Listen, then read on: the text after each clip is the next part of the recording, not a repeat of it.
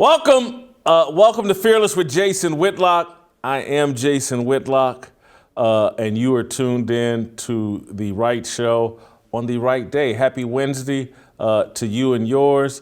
It is hump day. It's the day after Tuesday, and it's the day before Thursday. It's 2 days before the weekend gets here. And man, do I have a special show planned for us today. It's just you, me, and a little Tennessee Harmony at the end. But I brought back a very special guest, Ken Maurer.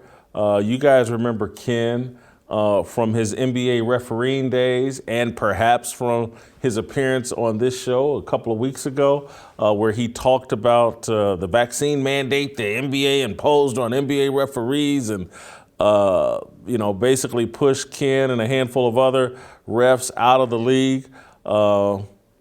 The conversation with Ken went so well last time that, I kind of wanted to bring Ken back, not so much to talk about COVID and the vaccine mandates, but just sports and the NBA. Ken's kind of clever. And Ken, having refed in the NBA for 36 years over the course of, is that 5 different decades? You start in the 80s, 90s, 2000, 2010. 2000, yeah, that's 5 different decades. I don't know how you do that in 36 years, but that's pretty impressive. But I want to bring him back just because he's got so much institutional knowledge of a league that I think a lot of us had a great deal of passion for, and some of us still follow to some degree. I just want to talk some basketball with Ken this time. But Ken, welcome back. I do have to start here and just ask, has there been a lot of fallout? What was the reaction to our first interview and people learning your plight and what happened to you this season? Well, first of all, thanks for having me back, Jason. I appreciate it. I didn't know what to expect, and either did my wife. Doing something that, your show is pretty well received all around the country, and I didn't know what people would think, and through my career, I've as a referee, there's always been a lot of criticism, most of it negative, and I think, and well deserved. But go ahead. Well deserved. Well, we'll talk about that. That would be good to talk about, and so I'm used to that. Most referees in my position are, so that's not something that I'm not used to. But I was really anxious to see, and to answer your question, it was better than I had even hoped. Dreamed. I mean, my wife probably more than I went on to just see, how people would respond, and for the most part, you're always going to have a few naysayers that for whatever reason they have their opinions, and that's okay. But it was wonderful. I've received, I can't tell you how many phone calls and emails and texts and just from your site. It's amazing the amount of people that have reached out. People, that both friends of mine, people that I don't even know. People from all over the country, Canada. So it was good that they, again, I never asked anybody to completely agree or understand. That's not what we're all about here. Either are you. And it's just to listen to what I'm going through, and it's much like several other people in this country, and to try to understand it and give it its due. And so it was humbling. It was very positive, and I'm grateful. I'm sure Adam Silver and the NBA reached out and offered to fly you in for a long conversation. How did that go? I didn't expect it. But when I went back and I listened to it, I listened to the whole thing with my wife and I, because I wanted to make sure that I said everything that I meant, and that I didn't take something out of context or whatever. I didn't. And again, it would be nice. I have not heard from the NBA since last September. And they're going to say because I have a lawyer. Well, I don't really think that that's much of an excuse. 36-year employee. Yeah, they've never. But it was funny, a couple years ago when I had knee surgery, I remember after 34 years, never heard from the league. 1 year I had the reason I missed the bubble is because I had hip surgery, not hip surgery, but I had stem cell incorporated in my hip, which was a complete success. Never one word from any part of management, anybody on the NBA staff, referee operations, nothing. So that's the thing that disappoints me the most about about the NBA is they sometimes claim to have this big family, and it's not always that way. I'm going to ask one more question about COVID, and then I want to switch up and ask some specific things to you and being a successful referee for so long. The mandates. At the State of the Union, the whole country just said, you know what, we don't have to wear masks anymore. We don't have to talk about COVID anymore. Television's dropped the topic. Politicians have dropped the topic. States are moving away from all the mandates and imposing their will on people over. It's like COVID just went away, poof. And I think the NFL dropped all their protocols, and there's a path for Kyrie Irving, I think, to play for the Brooklyn Nets this year at home games. And so with everybody moving beyond COVID hysteria, do you think that perhaps there's a path for you to return to the NBA? Well, I hope so, and that's one thing we never talked much about in the last interview. That I still want to go back to work. I mean, I loved I've been refereeing for 50 years, over 40 years with the NBA, minor leagues, and of course in the big show. But I never wanted to really end my career like this. So I've always wanted to come back. I don't know if the NBA is going to allow an NBA referee ever again to referee in the league without being vaccinated. So, in answer to your question, you got to remember, NBA players were never mandated. NFL players were never mandated.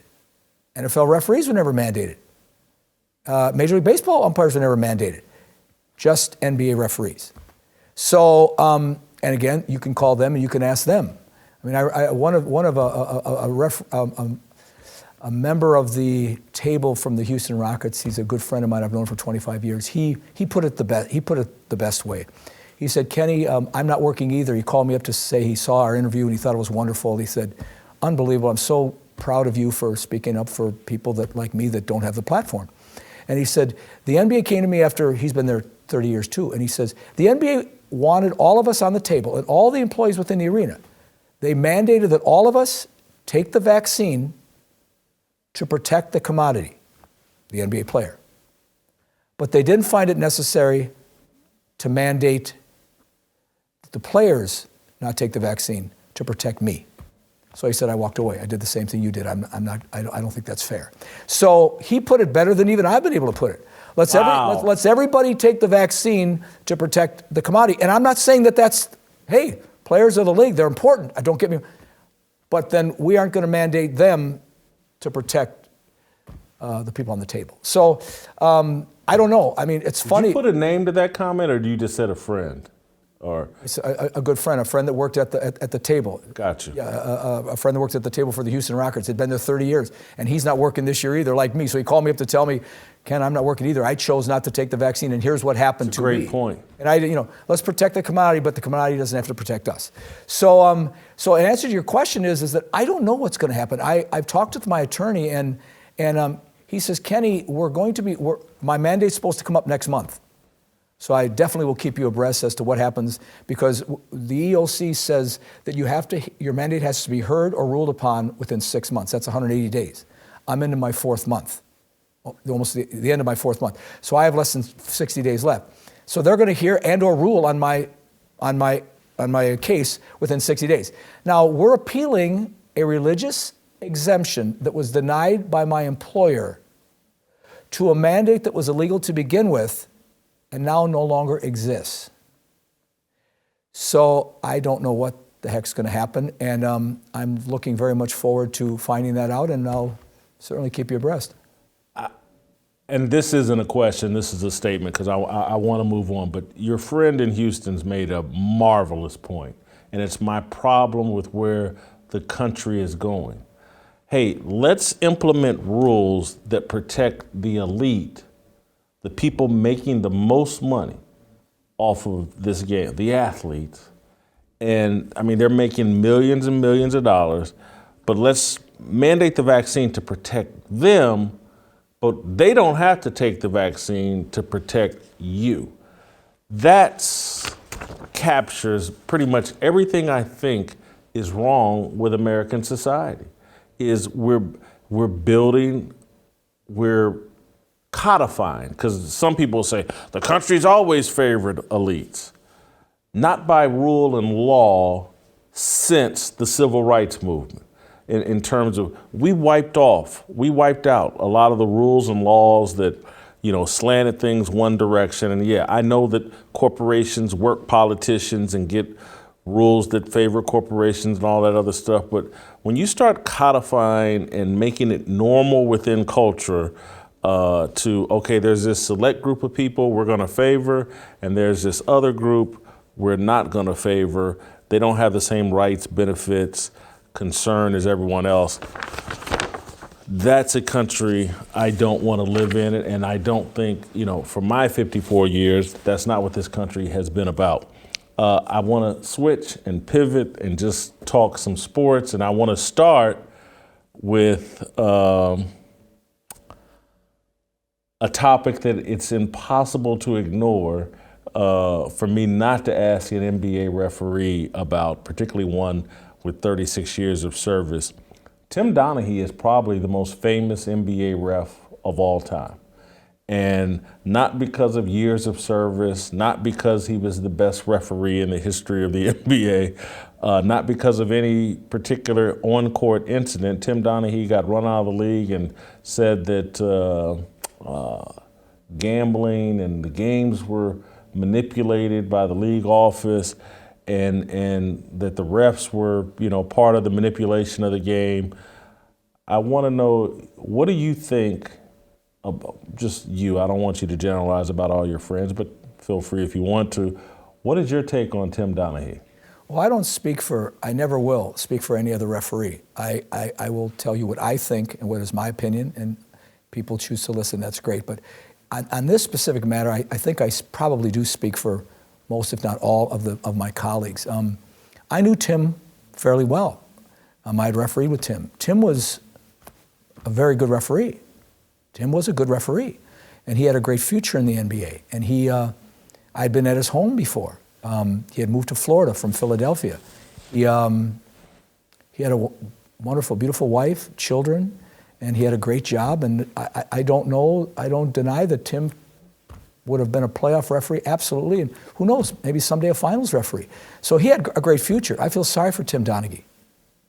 I feel sorry for him. He threw his life away because he was a greedy man. It was more important that he take care of himself first.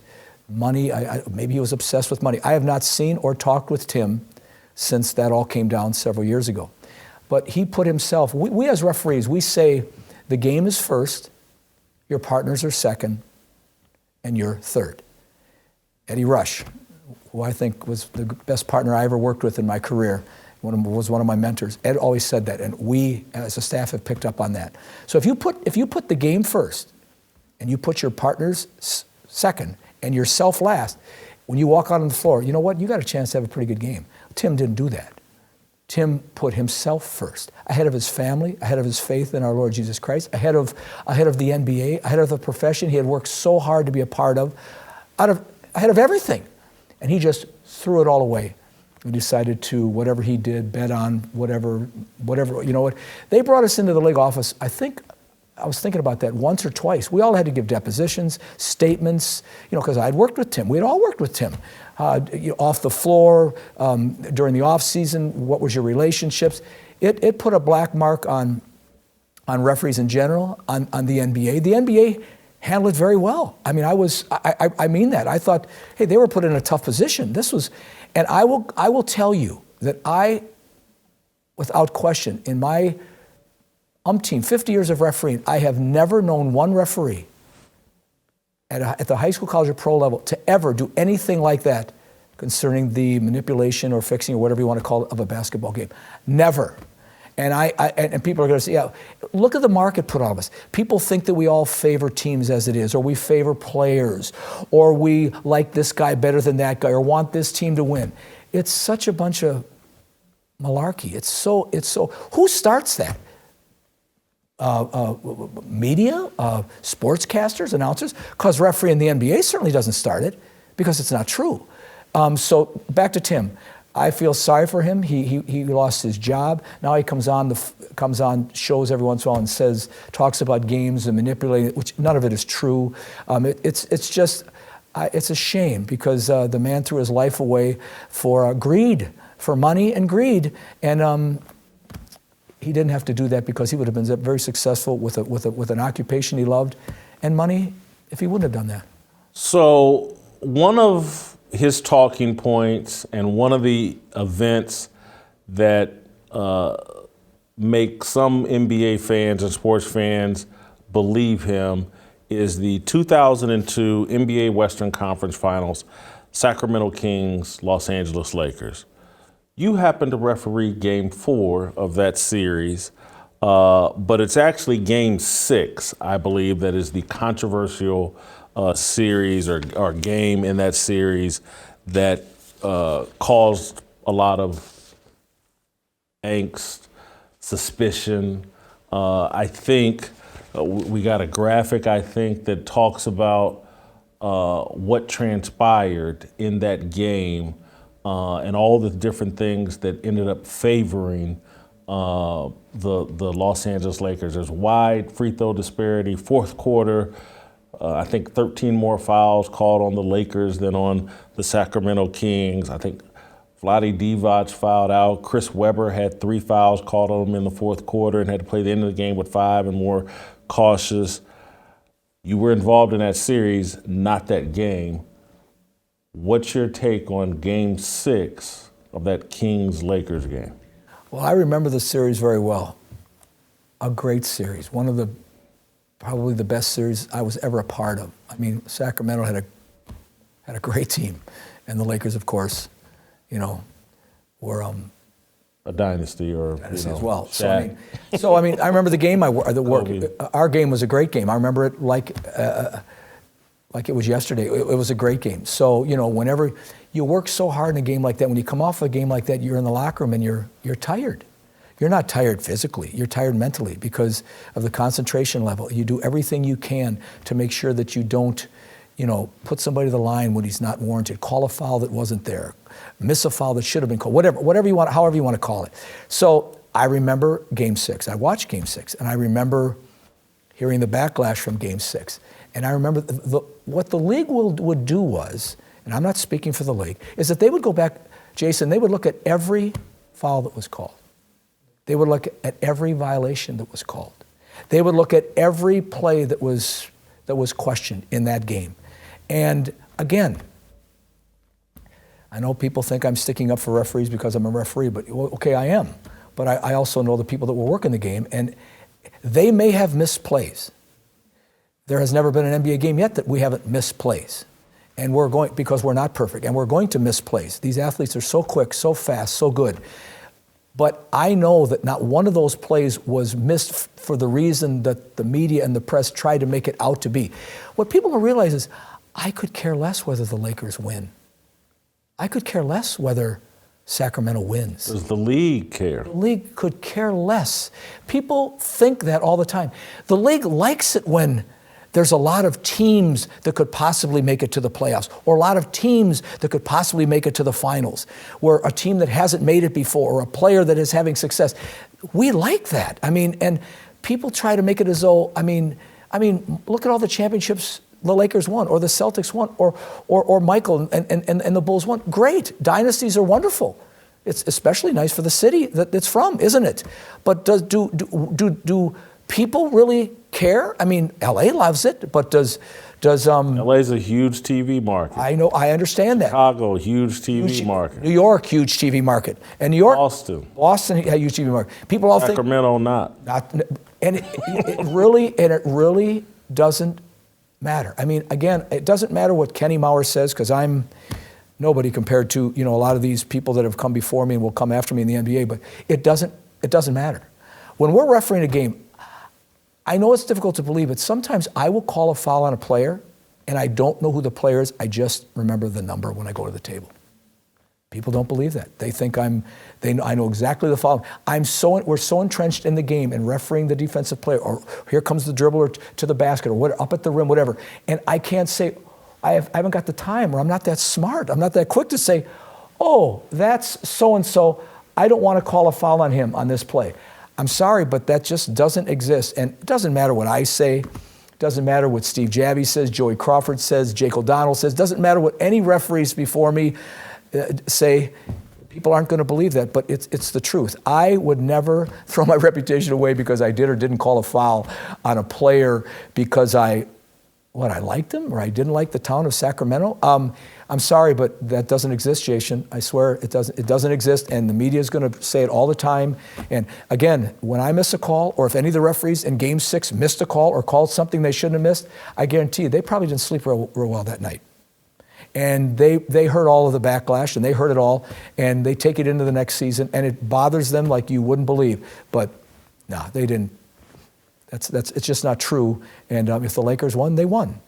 Somebody upstairs wanted them to win that game for whatever reason, and that's the way it is. But nobody did anything that they shouldn't be ashamed of.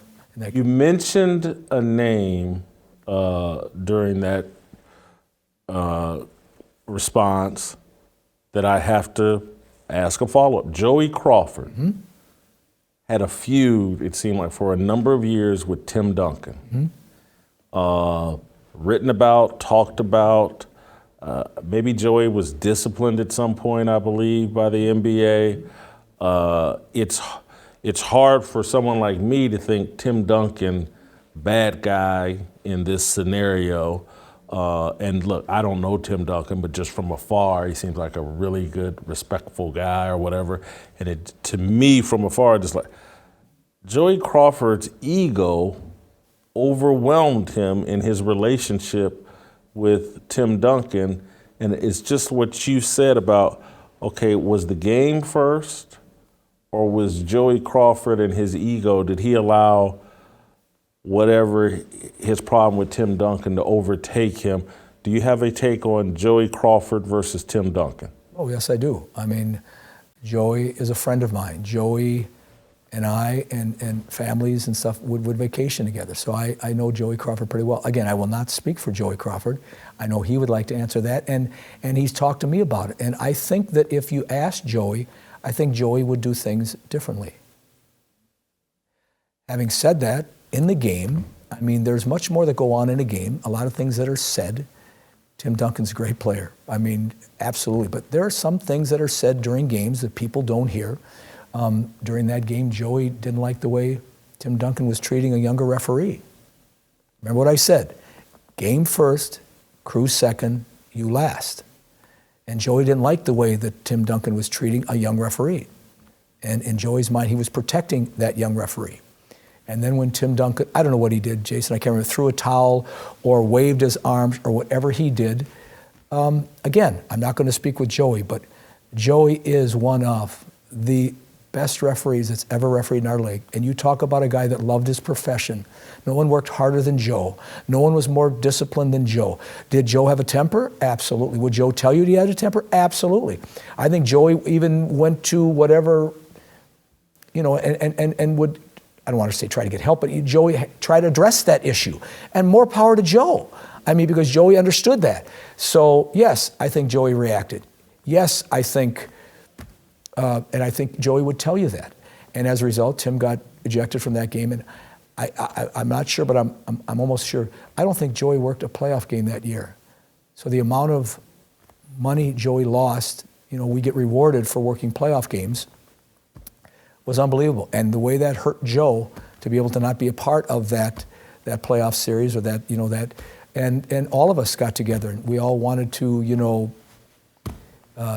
come together and come together as a group and pay Joe for whatever money he lost as a staff because we were looking out for Joe. So referees rallied around Joey. Well, they rallied around Joe because they knew that, we do make mistakes during games. And if you want to talk about the scenario, fine. I know why Joe did what he did, trying to protect a young referee, didn't like the way some of the things and the actions of Donaghy and through Tim Duncan. Now, did Joe react? I think if Joe was sitting right here, he'd probably say, yes, I did. And if I had to do it over again, I probably would do things differently. Okay, having said that, Joey paid that price. Trust me, he paid that price. And he's one of us. And so we try to rally around and try to compensate him in some way, shape, or form. But aside from the money, Joey, I know went through hell, not being able to be a part of that series. And again, came out of it, came back, had a great. Joey Crawford, I think, worked 50 finals games. Nobody in the history of the NBA has, I don't think, even come close to that. So I was fortunate to referee his 50th finals game, and it was an honor. And so, you can say whatever you want about Joe, and a lot of it is probably warranted. Some of the things he's done has overreacted and stuff like that, on the floor and off the floor. And I think Joey Crawford would tell you that. I would tell you some of the things, absolutely, mistakes. That's how you learn. But do you think he was able to move past whatever hostility he had towards Tim Donaghy? Oh, absolutely. Yes. What people don't, he didn't care. I mean, I know some of the things that they carried on with after. I know they didn't, they thought Tim Donaghy, that Joey Crawford had it out for them. Yeah. Not true. I mean, Joey would go back and referee, any of us would go back and referee the next game and referee it to the law. And you know what? People again think we carry a grudge the next day. I'll ask you this: do you think players and coaches carry a grudge? Without question. Okay, we as referees aren't allowed to do that. I know. We aren't, and if we do that, we're wrong. But trust me, that's not something we carry. Hey, I might have a situation with a player and might throw a player, or whatever, and the next game, believe it or not, most of the time, I'll talk to the player. I'll go up to the player. Hey, you and I all right? Listen, I don't think I like that fourth foul on you. You know what? I understand why you got a little upset. We okay? This is what's done that people never hear. And I don't know personally if Joe ever did that with Tim Duncan or not, but it was. Did you find Duncan easy to referee, or not easy, but difficult to referee? Tim Duncan could at times be difficult to referee.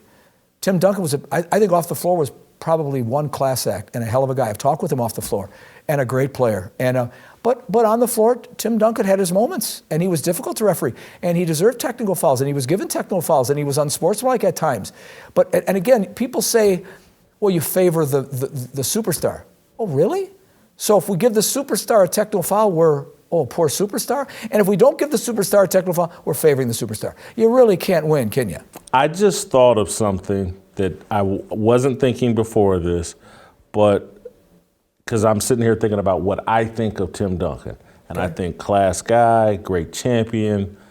But all of that. I need Absolutely. but I need to remember, though, he played for Greg Popovich.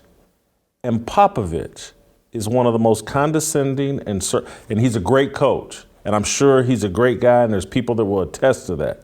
But the way he carries himself as a coach is very condescending, very surly. He's very short and dismissive of the media.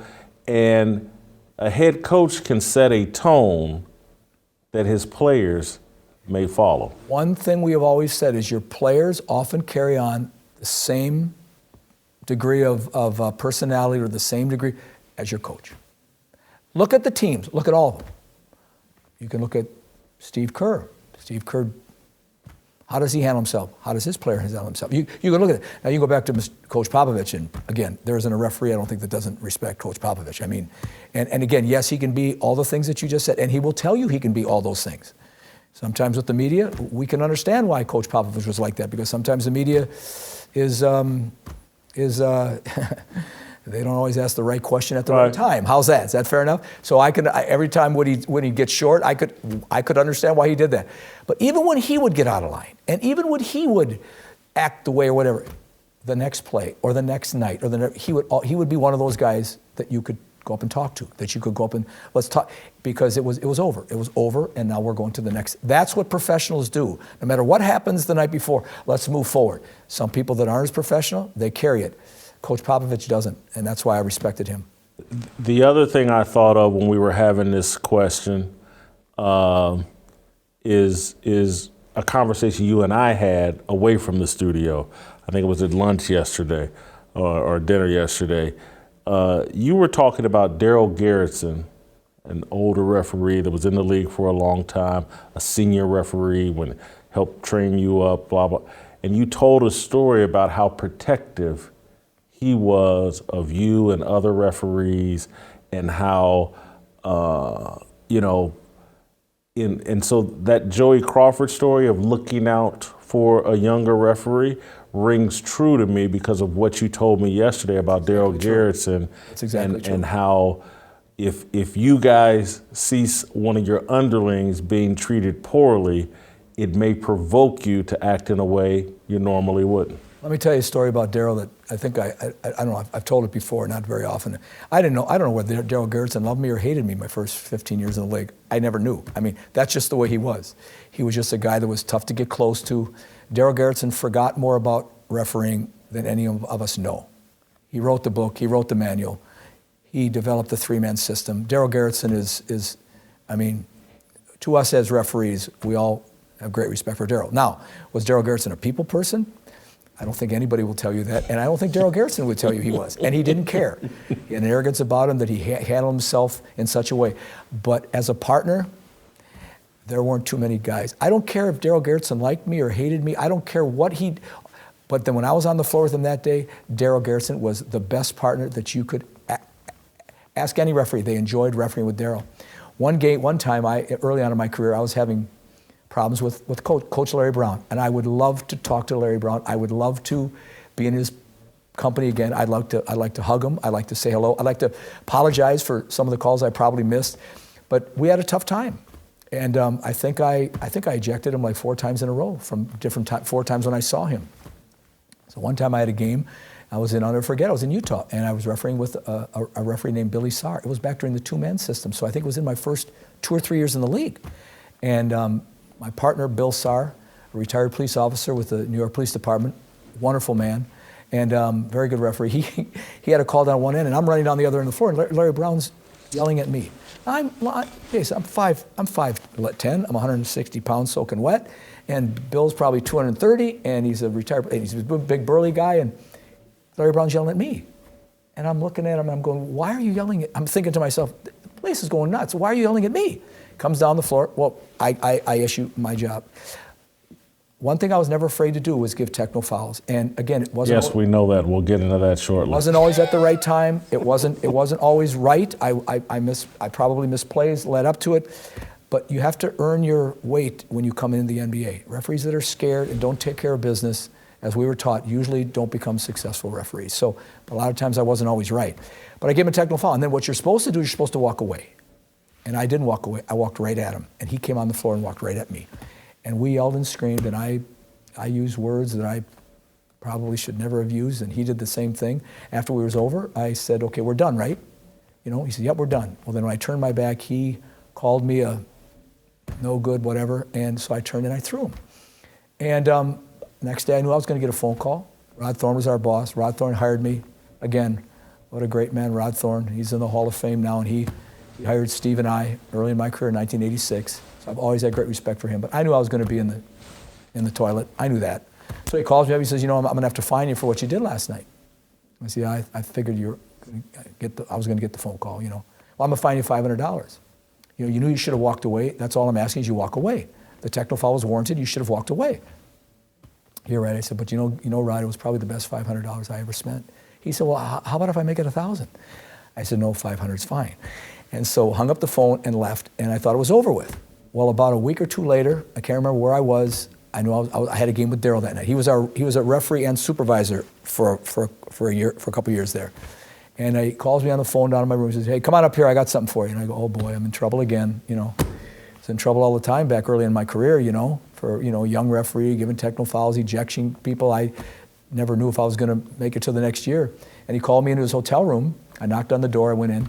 He said, hey, come here. He said, what time? We're leaving at 5 o'clock. That okay with you? I said, great, Daryl. Looking forward to it. He goes, here, take this. He said, get out of here. He says, I was proud of you. And I walked down the hall. I'm walking down the hall of the hotel room, and you have no idea. I mean, come on. I'm in my second or third year in the league. I'm peeing my pants right now because I'm thinking, you know, what is this? He's going to give me a letter that says, you know, this is your last year or something. He gave me back the $500. So, you know, I don't get emotional, too many things, but I mean, to think that your boss is going to, I mean, that, so when the going got tough, and when you were really in a tough situation, and he didn't get it from the NBA, I think it probably came from his own pocket. He wouldn't have called the NBA and says, give me that $500 back that you fined Maurer. And he gave it, and so those are the things, you know, you want to go to war for a guy like that. You want, he's going to take, he's got your back. Even when whether I was right or wrong, that was his way of supporting me. And That's what helped me. That's why I always. I don't, there's better referees than me. There's going to be better referees than me. I hope younger guys are. There was better referees before me. I tried as hard as I could. I tried, and I love the profession. I worked hard at it. But, I take pretty great pride in it. There wasn't a better partner. I worked hard as a partner, and I enjoyed working for young guys because of the example I just gave you. So when you were here last time, you said one thing that nearly made my head explode. It was the craziest thing I thought I'd ever heard. You were the guy that likes Russell Westbrook and thinks he's a great guy and easy to referee. I respect Russell Westbrook. I think he's a heck of a player. He plays hard every night, and I respect the way he handles my profession. Yes. God, and so Westbrook is in controversy again. He had a little press conference Monday night where, he says he's protecting his family because people are calling him Westbrick. Skip Bayless calls him that on his TV show, and fans in arena shout Westbrick or chant Westbrick from time to time. I think you're the perfect person to ask. You're a referee. Things get yelled and shouted at referees all the time. You guys, got alligator skin, or duck skin. Whose skin does water roll off of or things? Anyway, who's got the thickest skin? And look, I know you guys are generally speaking older and more mature than the players, and maybe that's the explanation, but I just want to give you a chance to massage your thoughts on Russell Westbrook, or give him some advice on. I wish I could. Westbrook? I wish I could talk to him. I wish I could. Maybe he'd listen. Maybe he wouldn't. But it's not the first time he's had controversy. That's the way he is. That's part of the reason I respect him. He's not afraid of controversy. He's not afraid to say things that he means. I respect a lot of the players when they do that. I think that's what they should do. Now, in this situation, he's having a little bit of a tough time. I follow the game. I know what's going on with him. He's, again, shooting a lot of bricks. Who starts the Westbrook? Who starts all that stuff? The commentators, the media. Sports fans. Oh, well, okay. Sports fans oftentimes follow guys like you. They do that. They listen to you. Let me tell you why you're wrong. Okay. Go back to even high school sports, which I'm sure you reffed high school sports. I did. And so, great high school rivalry. The student section's going to yell at whoever their rival players are. That's not because of the media. Get it? That's because that's what sports fans do. I'm not saying that sports fans, and not all sports fans are that intelligent and know exactly what they're doing or why they're doing it. They're following. But again, back to Russell. Do I think he should have gone to the media? Again, this is my opinion. I would tell him to his face No, he shouldn't. He should let it go. You're gonna get the good with the bad. I've been criticized for my whole career, 30 some years, and I've never gone on the media and been able to confront and give my side. And that's just the way it is. You take the high road. Russell's been very successful. He's going to continue to be successful. Again, I know he's acquainted with his family, and if he's sincere with that, I understand. But I think the better way, and again, it's just my opinion, would be to just don't acknowledge the criticism. It's like, what you were saying the other day, or I listened to Morgan Freeman. If you acknowledge racism over and over and over, you're perpetuating the idea that there's racism. So Russell Westbrook, just drop it. Leave it alone. It'll go away much sooner than if you continue the narrative with speaking out and defending yourself. And the other thing and I know refs are older and more mature, but refs aren't making $40 million. The good refs are making $500,000-$600,000. And you guys put up with a lot of abuse. Virtually, there's almost no reason to talk about the refs unless you're bad-mouthing them. And I understand, the NBA has always said that. No comment is the best comment. And they're right because of situations like this. That's why people ask me if I have an Instagram account. No. I wouldn't. I don't even know. I'm computer illiterate. But even if I did, I wouldn't be responding to these people because all you're going to do is continue. It's going to go back and forth. It's going to elevate the situation more than it has to be. So I don't think Russell acquaints what's going on with the fact he makes a lot of money. I don't think a lot of people do. I mean, I want the player to make as much money as they can. If that's what the market is saying, that's what they should. That's what, you know, the owners are wealthy people. The NBA is doing very well. But again, I think I'd like to see him just leave it alone. That's all. I'm going to go back. In football, they talk all the time, and they talk about it in all sports, but it's all often talked about in football. The amount of talent you have will determine how much BS the organization will put up from you. And so if you're Patrick Mahomes or Tom Brady, the Chiefs, Buccaneers, Patriots, man, they're going to put up with a lot because, wow, you can really play. And I wish it would become commonplace for athletes or celebrities to understand the amount of money you make will be directly correlated to the amount of grief you may have to take over social media or from whatever talking head on TV. And so if the price of that $40 million paycheck from the Lakers is Skip Bayless is going to call you Westbrook on TV, and people are going to tweet at your wife, Westbrook, or criticism of you. One, I tell my wife, get off social media, delete your account. There's nothing good there. Now, and then two, I would tell Westbrook, man, like, $40 million? You know how much you can do for your kids and their kids with $40 million, and all you got to do is ignore a handful of idiots that call you Westbrook? I would take that deal every day of the week. I think anybody would, and I think he would too. And I just, like I say, it's he took it personal, and I think sometimes you just have to step back and let the naysayers talk. All right, we're gonna take a little break here. We got a lot more, but I just kind of want to take a stop here as we transition to some other topics. And I want to tell you about my good friends at Good Ranchers. Inflation is at an all-time high, and it's hitting us hard, especially at our grocery stores. That's why you need to see our friends over at Good Ranchers. They only source and sell 100% American meat from local farms and ranches and will ship it directly to your door. Once you subscribe, your price never goes up. Inflation won't impact you at Good Ranchers because your best price is locked in for life. Get your $30 discount on prime steaks and better than organic chicken today. Go to goodranchers.com/fearless right now. Good Ranchers takes the guesswork out of the grocery store by sourcing everything from local farms and shipping it to your door. Use my code FEARLESS and enjoy your box of 100% American meat and your $30 savings. Order now to combat inflation with Good Ranchers. American meat delivered. Are you listening to that deal? The way inflation is skyrocketing, and you can lock in a price for life with Good Ranchers. Guys, I tell you, you know, every week, every time I talk about Good Ranchers, there's a lot of reasons to support them. And at the top of the list is because they support you and a point of view that you respect. But now that you can lock in an inflation-proof price for your meat, seafood, and chicken, you're a fearless Army soldier. You need to be getting on goodranchers.com/fearless and locking in those savings. All right, more with Ken Maurer next.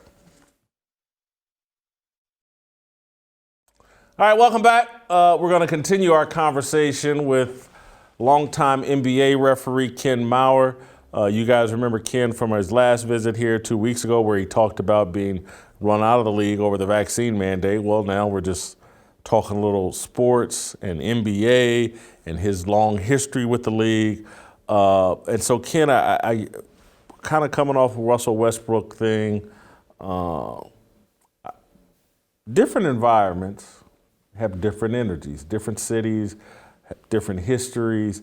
Some places, I would imagine, the crowd is more into it, a little rougher on referees than other places. Did you have any particular arena or city where the fans were most hostile? And it's like, oh man, I got a ref here. And did you have any places where like, oh, I can't wait to ref in this arena with these fans, and it really energizes me? Well, they kind of go hand in hand. I mean, believe it or not, the people that were the craziest, the people that were the most passionate about their team, where the fans were it was the loudest, those are the arenas I and most of my colleagues would say they want to go to. That was the arena they wanted to be part of. It was just, you feel it. Your high from refereeing is acquainted with these people going crazy, and oftentimes at you. So people think that bothers us. It really doesn't. It really, maybe early in your career, maybe your first or second year, you can, someone, the 20,000 are coming down on you for a play you may or may not have missed. That can be tough on it, but after a while, you almost welcome it, and I know I did. So, arena. Before you get to any particular arena, go ahead. That kind of fascinates me and kind of blows me away, because it seems like in order to do your best work, you'd want a little more peaceful, tranquil. You don't have people on your back. You can just do your job and focus in on making sure the right call, wrong call, whatever.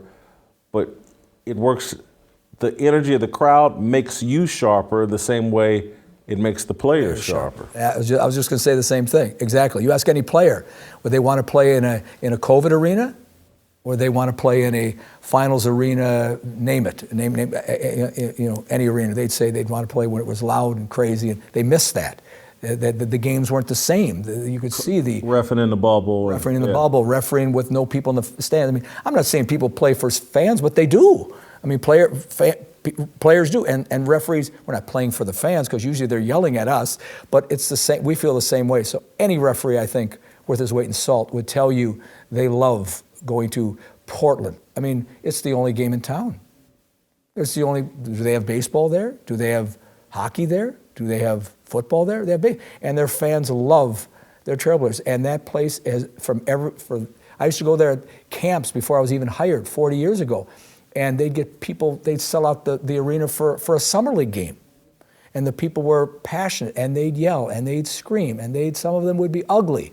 And when you're young in your career, you think, oh, I don't like that guy, and he's ugly, and the horrible things he's saying to me in the front row.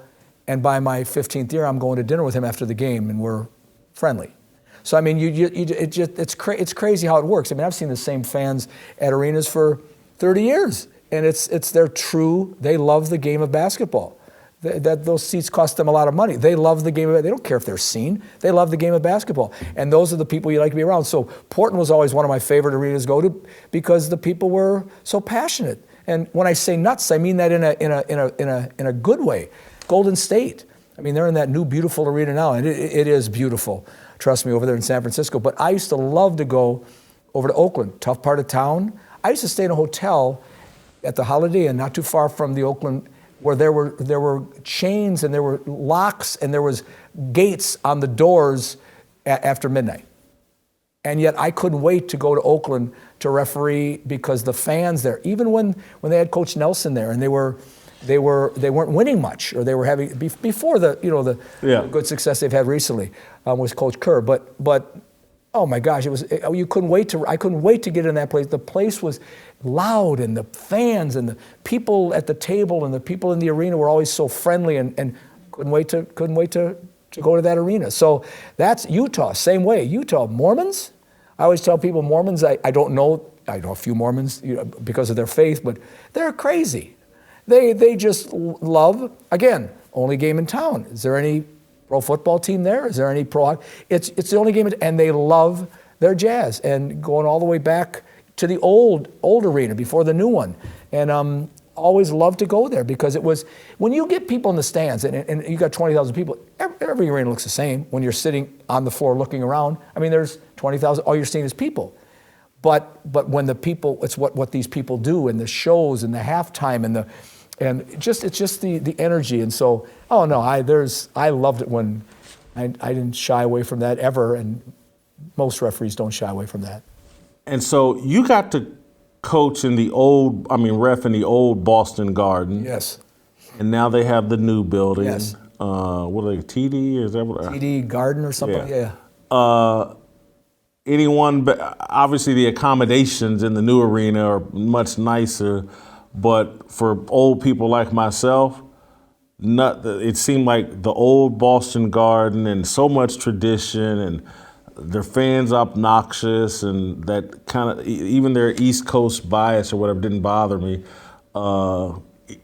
Did you prefer either one? Boston's another one. I would have said that next if we'd have continued to talk about arena. Boston, I've always loved to go to Boston. The old arena, if you remember, the old days, everyone had to go down that one center, that hallway behind. Players. Referees, coaches, everybody had to go down that center right behind the table. Well, it wasn't always fun to go down that hallway when they were beat, and then you got, and the locker room was about the size of your desk. I mean, and the showers didn't always have heat. And they used to talk about, well, did they turn up the heat when the big Boston, Lakers series? Well, we used to always wonder, was there sometimes no heat there on days they got beat? Funny stuff like that, So loved it. Just loved to go there, the history, and I used to watch it when I was a kid before I even got in the league. So who wouldn't want to go there? Same with Madison Square Garden. Who wouldn't want to go there? But it was you're looking at all the grandeur and all the banners up above, but down below, it was a very old building with very old showers, with no room to shower. You couldn't wait to get out of the locker room, as opposed to some of the new arena now. Oh my gosh, it's spacious and you have all the room in the world. And so which one did I enjoy refereeing the game in? The old arena. Which one did I enjoy after the game? The new one. Mentioning Madison Square Garden made me think about Spike Lee and all the celebrities in New York. Then it made me think about Los Angeles and the Forum, and now crypto or whatever, all the celebrities there. And I just heard you say that, you might connect with a sports fan and end up becoming friends with them or having dinner when you come to that city. Any celebrity that you connected with over the course of, your 36-year career? Well, some you may not know, some you may know, but yes, I have. And again, I've never been a celebrity person. I mean, I respect their talent. I'm a big movie buff, so I love actors and actresses, and I love the movies, and I love entertainment. I go to my share of concerts and stuff like that. But I'm it's just like when you get in that arena, you find out they're really, most of them, are basketball fans. They're not there. They don't even want to be seen. They just want to watch the basketball game because they're a big fan of basketball. Those are the people that I would generate or go to, or go see. Like I would introduce myself as you walk off the floor in the Lakers game with Denzel Washington. I mean, I've always respected him as a man, as an actor, and he knew my name. You think to these people, they're never going to know your name. I mean, when I go up to people, I usually introduce myself, even old players. I would introduce myself. Hello, Mr. West, this is Kenny Maurer. And he'd say, what are you talking about, Kenny? I know who you are. And he'd introduce me to his wife. It makes you feel, as a young referee, it makes you, because you've respected these people. So Denzel came back. We took a photograph together. He was just so accommodating, so nice, big basketball fan. David Beckham, he's just sitting there right there. And I'd go over and talk to him. I'd say, you're a basketball fan. He'd say, I love the sport. We'd sit there, he'd stand up and he'd talk and we'd talk. And, I didn't think he even knew my name. And all these people, DiCaprio, he's a big basketball fan. He would fly from LA to Boston, when they play, and just to be Nicholson. I mean, you go up to Jack Nicholson. I mean, even he knew I didn't think he knew my name. And I remember one time, I think it was Joey or somebody went up to Jack and said, Jack, if you wear those pants long enough, they're going to come back in style. And he loved it. He loved it. He thought that was funny. And Lou Adler, the guy from A&M Records, sits right next to him. Big basketball fan. And all these I didn't care about them as I could care less. But I'd go over and hey, how you doing? You enjoy the game? Yeah, Kenny, how you doing? Where are you coming from? Well, I was just in such a, where are you going next? I mean, they knew what we did. And so they're really sincerely, those are the people that I became, You're kind of sandbagging us, Kenny, because, I think you told me the story once that, back in the 80s, when you looked exactly like Pat Riley, I thought you told me, weren't you dating Meryl Streep at some point because you had told her you were Pat Riley's brother? No, not true at all. I told Pat that I started the gel before he did. He got credit for the gel. We would laugh. Pat Riley, again, how can you not respect Pat Riley? I mean, they used to always acquaint me with Pat Riley because we both slicked back our hair. Well, I got ugly, straight hair. Out of the shower, referees all make fun of me because I got ugly straight hair. So I do this to keep it out of my way. And I don't know what Pat maybe does this. Pat say, well, what kind do you use? Well, I use it. What kind do you use? I mean, these are the things on the basketball floor. Or he's a big Springsteen fan. So I would say, huge Springsteen fan. He's as nutty as I am. And so I would say, yeah, he's in Hartford tonight. Yeah, he's at a 3-day stand. He's opening up there right now. This is what we talk. Of course, he was all business on the floor. He didn't, you didn't even think he knew your name, but he did. But little things like that. It was fun to break just whatever was going on in the game. It was our way of cracking a joke. But no, I mean, I didn't know Meryl Streep. I've never met her. Maybe it was Cardi B that could have been her. Could have been her. I have introduced myself, but I don't know her either. So I know who she is. All right, let's go back to on the court. This is like a question I feel like you have to ask a referee that with your long tenure of service. Michael Jordan's most famous play is Game 6 against the Utah Jazz. He hits the final shot against Byron Russell and the Jazz and basically ends that. Some people in Utah in particular say Jordan pushed off. We're playing the play now. Other people say Jordan faked him out of his jockstrap. There seems to be a hand in the rear end there, Kenny. You're the veteran referee. Fair or foul? I've seen the play a million times. We all have. And I'll start by saying it was fair. And here's why it's fair. We as referees are taught to referee the defensive player. In a game, I remember it was brought to my attention early in my career, if there's 100 fouls called in a game, how many are called on the offensive team?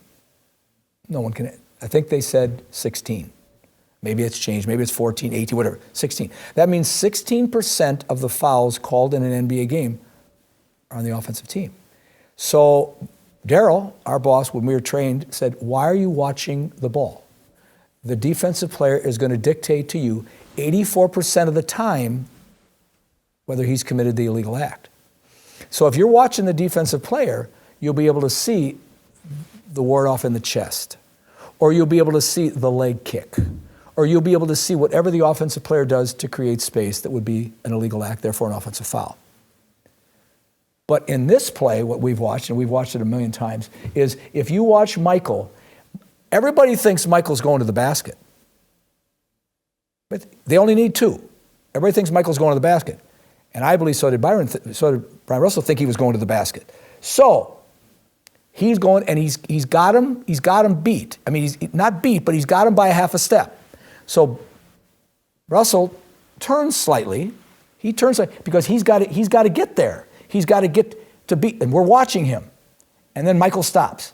Well, it's all like all the step back moves they're doing today. They get the guy going, they step back, and the guy, I mean, they make fun of some of these great athletes that are trying to play defense on these great offensive players.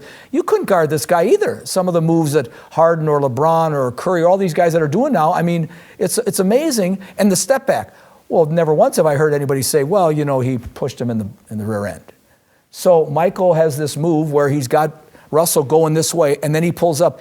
Do you really think that the action of Michael Jordan with his off arm created Russell to do what he did with his body? He's 200 and some pounds. Look in slow motion, look at Michael's arm. No. I believe that was, I just don't think that was. I think Michael, I agree with you. I think Michael put his hand on him to balance himself. He did. So that he could pivot back. It wasn't a push. No. It was more of a balancing move. And I think he was a little bit off balance, trying to guard Michael Jordan, I understand. So no, do I think that was an off? No, I do not. It's like when you're refereeing a player and he puts his arm on his back when they're going for a rebound. Okay, he's got his arm on his back. Jason, is that a foul? That's a foul. But this is nothing. Even when you're guarding a player, you can guard a player like this. You can put your arm right in his chest. Is that a foul? No. Is that a foul? Yes.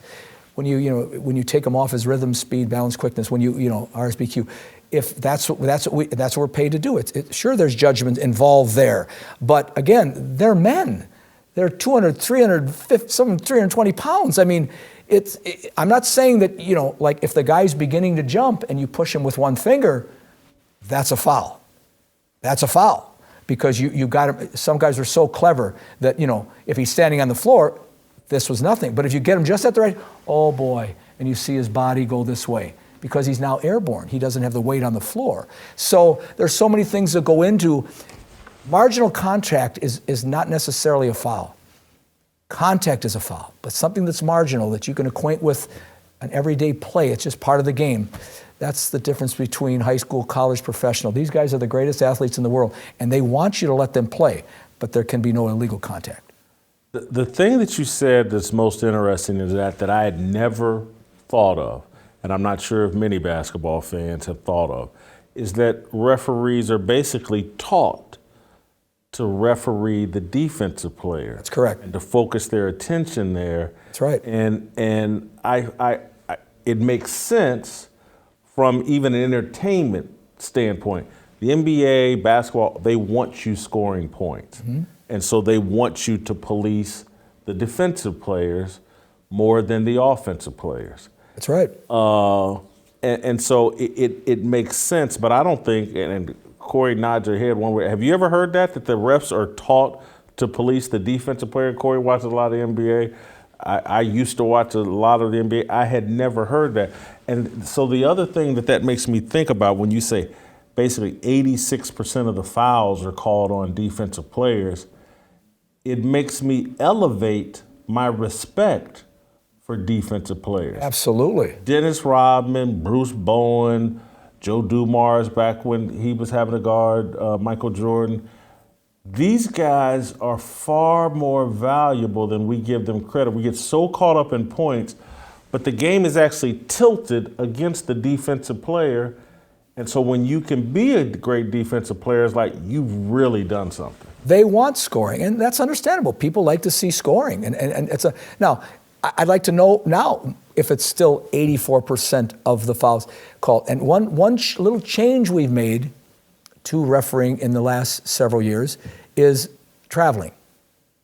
That's a big thing that everybody thinks NBA referees just allow traveling to take place. They do. Are you disputing that? Yes, I am. It's not true at all. And I can show you how many plays you want to bring up, and we'll come back and I'll bring 20 plays with me. And people like the Greek Freak. I saw LeBron James once shuffle 15 times at the three-point line and nothing was called. And we missed it. But when you're refereeing people that are 6'10", what are you looking at? Are you looking at their feet or are you looking at their body? I'm looking at their body. Now, if I can get way away, now I can see his feet. But if I'm too close, which is my fault, I got to get distance. On the baseline sometime, I can't get far enough away to see that big man's feet in the low post. He could move his feet, and I'm looking at this guy going like this to him and pushing him, and I'm trying to. It's difficult. Out on the perimeter, we used to miss travelings. Why did we miss travelings? Because we were taught to referee the defender. Well, now I'm looking at the defender.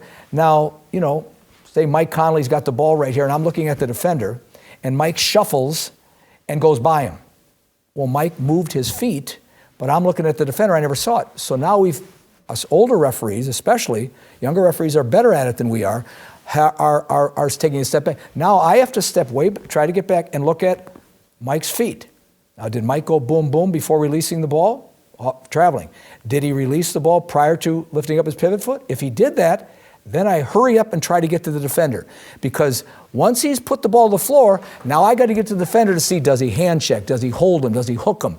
So it's changed a little bit. So many things have changed in our refereeing nowadays, and it's, we could spend 2 hours on it, but it's still, you referee the defense, but we still have to get the feet for traveling. It's a fascinating, this point you're making about reffing the defensive player explains so much. And because again, the referee or traveling is one of the biggest jokes, and people love to post social media deals. Yep. Look at it, how can they miss it, blah, blah, blah. Yep. And if people understood, no, the primary focus on the defensive player, that's why this gets missed so often. And then if you factor in, the ref isn't reffing the game from TV, where there's a much wider screen. Absolutely. And you can see 8 You're so right. to 10, all 10 players or whatever. But refereeing the game from TV, you're more prone to see traveling Absolutely. than some of the other stuff that you guys are actually taught to referee. No question. Here's one thing we even do. Let's say you're on the baseline. You know the game very well. You're on the baseline. You're not that far away from those low post players. Now, because it's difficult for us to see all 7 feet, it's difficult for us to see the push in the back, the hook, the hold, and the feet. We get as wide as we can. We ask for help from the trail because the trail has the same look as that TV person that you were just talking about. He can see everything. That trail referee isn't even looking at waist up. He's just looking at feet. So he can help his lead referee. If there's nothing going on that side of the floor except that one-on-one play in the post, now he can help that lead referee who can't see feet. He can't get if he gets down here, he misses the clap in the head. The clap in the head. So that's part of refereeing that people don't. Guy comes through the lane. They want freedom of motion. Guy goes and goes, bam. Well, if you're watching just the guy come through the lane, you're never going to see that. We're taught to pick up the defender that doesn't allow freedom of movement. So, again, it's fascinating, and it's again, people think we just put on a jersey and walked out on the floor and put on a whistle and referee the game. True basketball aficionados, they know what people that have watched us referee. They understand the game, and it's. Is there any way? Because this has been part of what I've wanted in the NFL, and having this conversation, now I even want it in the NBA. Is there any way to add a 4th ref to the NBA who refs from TV, who assists the referees from TV on any play? They do that, and that's in 2 forms. That's kind of like the replay center during the season. There's 3 referees that referee in every arena, but they've got replay referees refereeing every game in Secaucus. So that's when we started with, I don't know what it was, 3 or 4 instant replay reviews. Now there's 13, 14, 15, 18, whatever there is. So we have different criteria to get over there, ask that 4th referee to help us.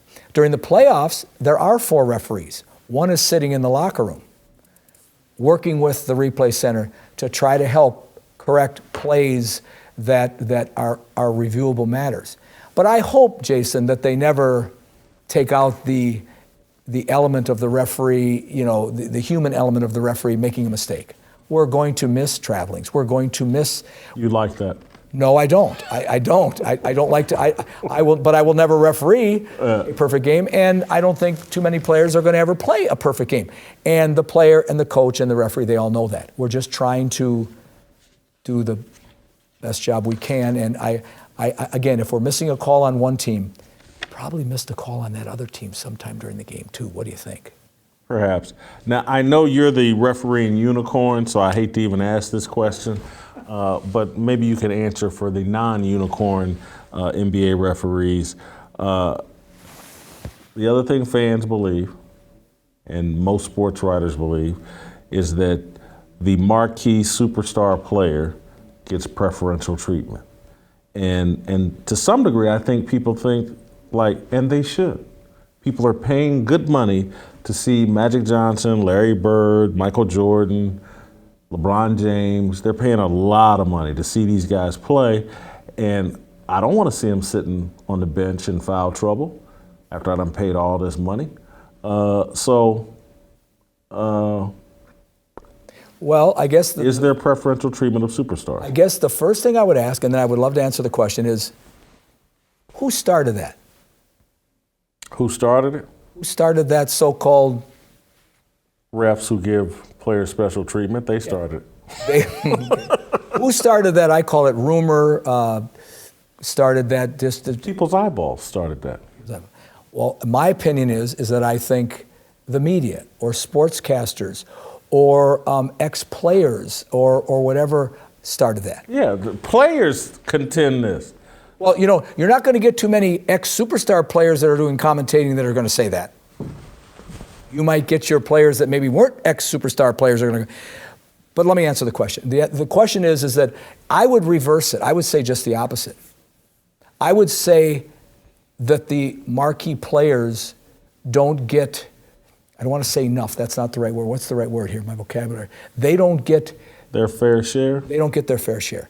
And I'll give you an example. Shaquille. I mean, what a mammoth man.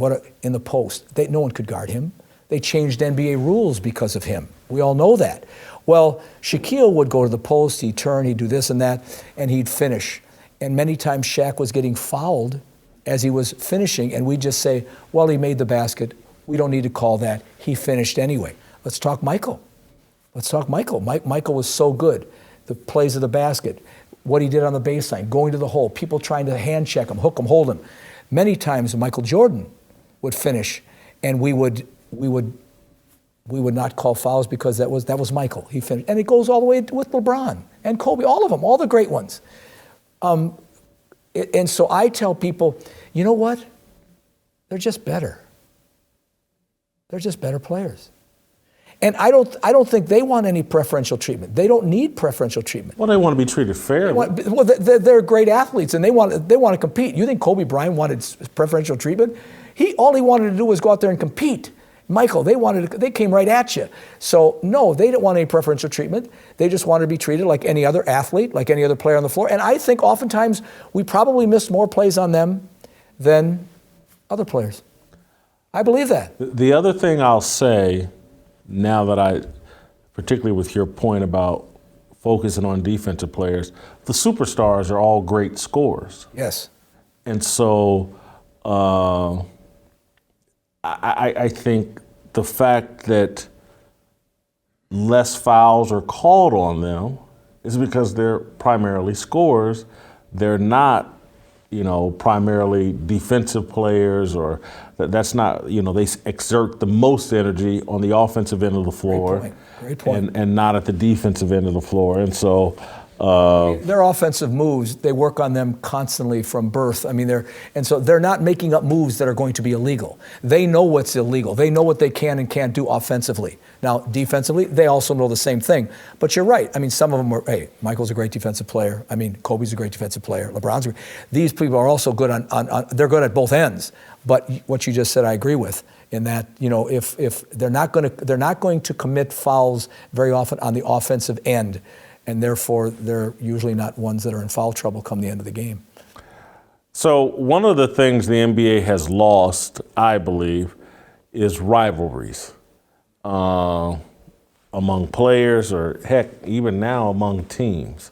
I don't think there are rivalries. And so this is kind of an obvious question, but the Magic-Larry Bird rivalry of your 36-year career, that was the epitome, that was the top of the line? And I would say so, and I was awful young to even be able to appreciate it, and it'll go back to an earlier question that we made. Everyone thinks that they just want the marquee franchises like the Lakers and the Bucks. No, the NBA they want all these teams to be equal, and to be, it bodes well for the league. They're sharing revenue anyway, so I mean they want them all to be successful. And so yes, but back then it was the Lakers and it was Boston, or sooner after that it came Chicago, and I used to always say, Detroit, or Michael against Detroit. I mean, and I just think that they try to make something out of, Cleveland and Golden State later on. That sells newspapers. That's great media coverage. And I think, but I was too young to really appreciate it. But yeah, I mean, that sets the stage for the entire NBA. I mean, Magic and Bird and LA and Boston, and it was a great rivalry. And it was everything they made it out to be hype-wise, it was justified. And so, but today they're trying to get every franchise to be good. And every owner wants to win an NBA title. And everybody, and they all think that the league has to be successful if the marquee franchises are successful. I don't know. I understand that, but I don't know if I totally agree with that. So I don't want to put you in position where you sound like the old man standing on the lawn. My day was better, blah, blah, blah. But most people my age and above think, and you're older than me, that the Magic, Bird, Michael Jordan, Isaiah Thomas era, in terms of competitive intensity, blows away what we have now? I think it's the style of play now. I mean, how many points would Pete Maravich have scored in college had they had a 3-point line? And so now they've opened up the floor and they've come out here. And years ago, I mean, there were a few great shooters when I started. Now there's a lot of great shooters. Everybody shoots from the perimeter or else you don't play. Big men come out to the perimeter and shoot. Otherwise, they don't. I mean, that's just the way it is now. So the game has totally changed. And it was more physical back then. And then it got too physical. That's why we put in the flagrant foul 1, flagrant foul 2. Did it get too physical? I think it did. I think you look at plays back then when Rambis is almost had his head cut off on the drive to the basket with the Lakers. So things like that, different plays. Michael, some of the plays that went on with him, the things that Yes, I think it was getting too physical, and the NBA is saying, hey, we want these players. Sure, the players want to play a long career, but people come to see these players. They shouldn't be hurt. So I think it was good that I think it was getting a little too physical. However, do I think, the team play and the pick and the roll and go to the basket and the style of the Knicks back in the 70s or the San Antonio Spurs in the 90s, early 2000s. I mean, now, you get the rebound, you move the ball up the floor quickly, and you shoot a 3, or you take the ball and you dunk. Or you take the ball to the hole, you hit to the corner, and you shoot a 3. That's primarily what the game is today, and it's very exciting for the fans. Back when, years ago, it would be the dunk. I mean, phenomenal. See a guy do that. Now it's what? It's the 3. I mean, look what Steph Curry can do, or Thompson, or look what all these Damian Lillard. Look at all these great shooters, what they can do. I mean, phenomenal what they can do. So I would have to think it's easier to referee now than when you first came into the league, although you have to be in better cardiovascular shape probably now than back the pace. That's a really a great question. I don't know if it's easier, but there's easier one-on-one situations to referee now because it's so much in the open. Back then it was post play, boom, boom. What do you let go? What do you not call? There was a lot more judgment, I think, back then because there was so much more post play. There's so much more going on. Contact inside the free throw line extended, drives to the basket. Now it's so much more. It's maybe a little more black and white. It's more you're out on the floor and there's a hand check, or there's a hook, or there's a hold, or there's an illegal pick. Everything's farther out away from the basket now, so that you're able to. It's a little bit more open. So I don't know if it's easier, but it's definitely more open. It's definitely more. There aren't as many plays that I don't see because there was so much congestion in the lane. There was more players out in the open. Does he get hit on the arm or does he not get hit on the arm?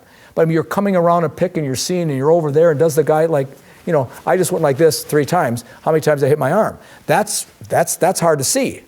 Here you can see how many times I hit, but here you can't. But here you can't. So it depends on what angle you're looking at. So to get that, did the guy get hit on the arm from out there? That's very, very tough to see because these guys are so good at this. I mean, didn't he have a lot of that back then? There was none of that out there, very little of that. It was all inside, refereeing the post, physical. So it's easier in many regards, but it's also, and then the scrutiny with the instant replay and all these camera angles, and every play that you miss is scrutinized, by ESPN or YouTube or whatever, the rest of, the next 10 years. So it's a lot more open for people to see when we have mistakes. Back when I first started, there was none of that, Back in the day when there was all that physical post play, people used to argue, hey, let's widen the lane, let's get the international lane in here. Now there's no calls for that because virtually nothing goes on in the lane other than someone getting posterized and dunked on. Have you ever refed in the international game with the wider lane? Do you think it would add anything to the NBA now at this point? I think you answered the question very well. No, not now. No, I don't. Back when there was Kareem or there was Wilt or there was Shaq or there was, Russell and those guys, yes, I think it would have opened up the lane for a lot more this, but now I think that's well said. The only rule that they talked about years ago when Commissioner Stern was still the commissioner is that, the goaltending, the international, where the ball hits the rim and it goes up and it stays in the cylinder, now you go get it. I mean, it's very difficult to see goaltending is a very, very difficult call to see. And if they played the international rule, it would make it very, very Kenny, easy. if you're over 6'2", it would be easier. That would help too. That would help too. But that would help too. But when you're Muggsy Bogues, it's tough. Yeah, exactly. I've had to deal with that. There are guys even shorter than me, though. But I mean, it depends on what angle you get from the floor. That would have been something that we would have been open to changing, and I think maybe a lot of people would, but the league didn't want it, so we never did it. Here's the topic there's a lot of conversation about trash talk in the NBA. And man, Larry Bird was one of the greatest trash talkers, and this guy or that guy was a great trash talker. You got a front row seat to all the trash talking. Sometimes I've sat courtside and I could hear the trash talking or whatever. I'm not a big fan of it. As a referee, I'm not asking about a fan experience, but as a referee, I think I would be a little bit concerned, like, hey, the trash talking is going to eventually lead to some sort of confrontation. How did you feel about trash talking? Early on in my career, there was, I don't know if it's as much, but there was a lot of trash talking. But a lot of it was about the game. A lot of it was about, you have no idea, I'm going to shoot this shot right now. There's nothing you can do about it. I'm going right over your head, and boom, he would do it. Or the next time down the floor, I'm going to take you right to the basket, and I'm going to end up at the hole, and there's no way you can stop me. I mean, it was a little bit more about the game. Now, sometimes when we have had confrontation, it's sometimes gotten personal. So there's almost a different. So now the NBA they don't want trash talking. Period. They don't like trash because trash talking leads to what you just said, leads to confrontation. And then you've got well, why didn't the referee take care of business beforehand? Why did he let it get out of control? What was said? Why did he do this? Why? So we put a stop to it right away. That's why, like, if you'll go up and you'll dunk a basketball, that's playground, and then you'll come down and you'll point at the guy, or you'll give him like this, or you would. That's an automatic technical foul. That's a form of trash talking, intimidating, disrespect. Yeah, they want that stopped, and I think it's a good rule. I think that leads to confrontation, which leads to fights, which they don't want. So I think they want that called. So you guys have been advised to tamp down, and I'm talking about the verbal trash talking. That's been told to be tamped down, as well as any gestures physical. Gestures physically, absolutely. We don't hear, believe it or not, a lot of the trash talking. We don't hear it. We can pick it up sometimes if somebody says something. You didn't hear a lot of when Larry Bird trash talked. You didn't hear a lot of what he said. The players knew he did it, and it would be talked about after, but as a referee, I mean, Larry's over there in the corner, and the ball's right here in the post, and I'm reading the post, and Larry's telling the guy, wait till I get the ball, I'm going to beat you. I'm not listening to that, but again, it was a lot more about, we found it to be a lot more about the game. So yes, anything that's visible, trash talking, intimidation, after a dunk, whatever, they want that called. Trash talking, if I see a lot of trash talking, if referees see a lot of trash talking, and they think it's going to that next level, then you will step in and you will address it. As a fan, and I did not, and I apologize for not telling you yesterday, because this is a kind of volatile question I'm about to ask, and I should have given you a heads up. But as a fan, I've heard the N-word tossed around on the NBA court way too often for my taste. And do you hear that? And do referees talk about that? Well, it's funny because I'm not afraid to say it here, and I will, but it's funny because, yes, it is. Anytime I hear the N-word, I give a technical foul and or throw them. I just do. And you know what? If you want to come back to me, NBA, and tell me that that's not a good idea, tell me. I've never been told not to. So, because that leads to, what did you say? That leads to confrontation. Because oftentimes it isn't said in a good light. Well, it's not a term of endearment. Not a term of endearment, exactly. So, I remember a playoff game where I was, I'm not going to name the players, but the player reached out to another player and said, and used the N-word, said, hey, man, you can't. And so boom, and I think I just threw him. I can't remember.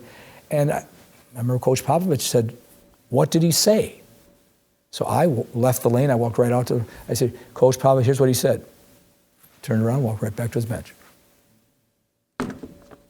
So, again, I can't speak for other referees. I think I will I think I can in saying anytime that you hear that, that's addressed, that should be. But again, sometimes they're going to say, hey, this is my boy, this is my guy. You know, I've known each other. I said, well, you know what? I don't know that, and I'm sorry. Now, if I can detect that, and I can see that these are really two, or I know that already because I know the history of these two players, yeah, I'd say, well, this is not necessary tonight. I don't care whether you talk about it later after the game. I might, but for the most part, I don't know that. I'm not privy to that. So if I've heard it, it's usually stated in a derogatory way. I give the player a technical foul and or ejection. But to be honest with you, I haven't heard it that often. If it happens a lot, I haven't heard it that often. But again, sometimes they say, hey, this is just the way I talk to them. And you know, I've even had players and referees say, well, hey man, they're just having fun. Well, you know, I'm sorry, but you know what? I don't understand that. I don't think it's right. I don't think it's, and so I don't care if it, and it's usually between two black players. Yeah. Well, what if it happened between a white player and a black player? Am I not supposed to address it then either? It's just not, I'm not going there. I'm sorry. I'm going to address it all the time. All right, so you're on the court.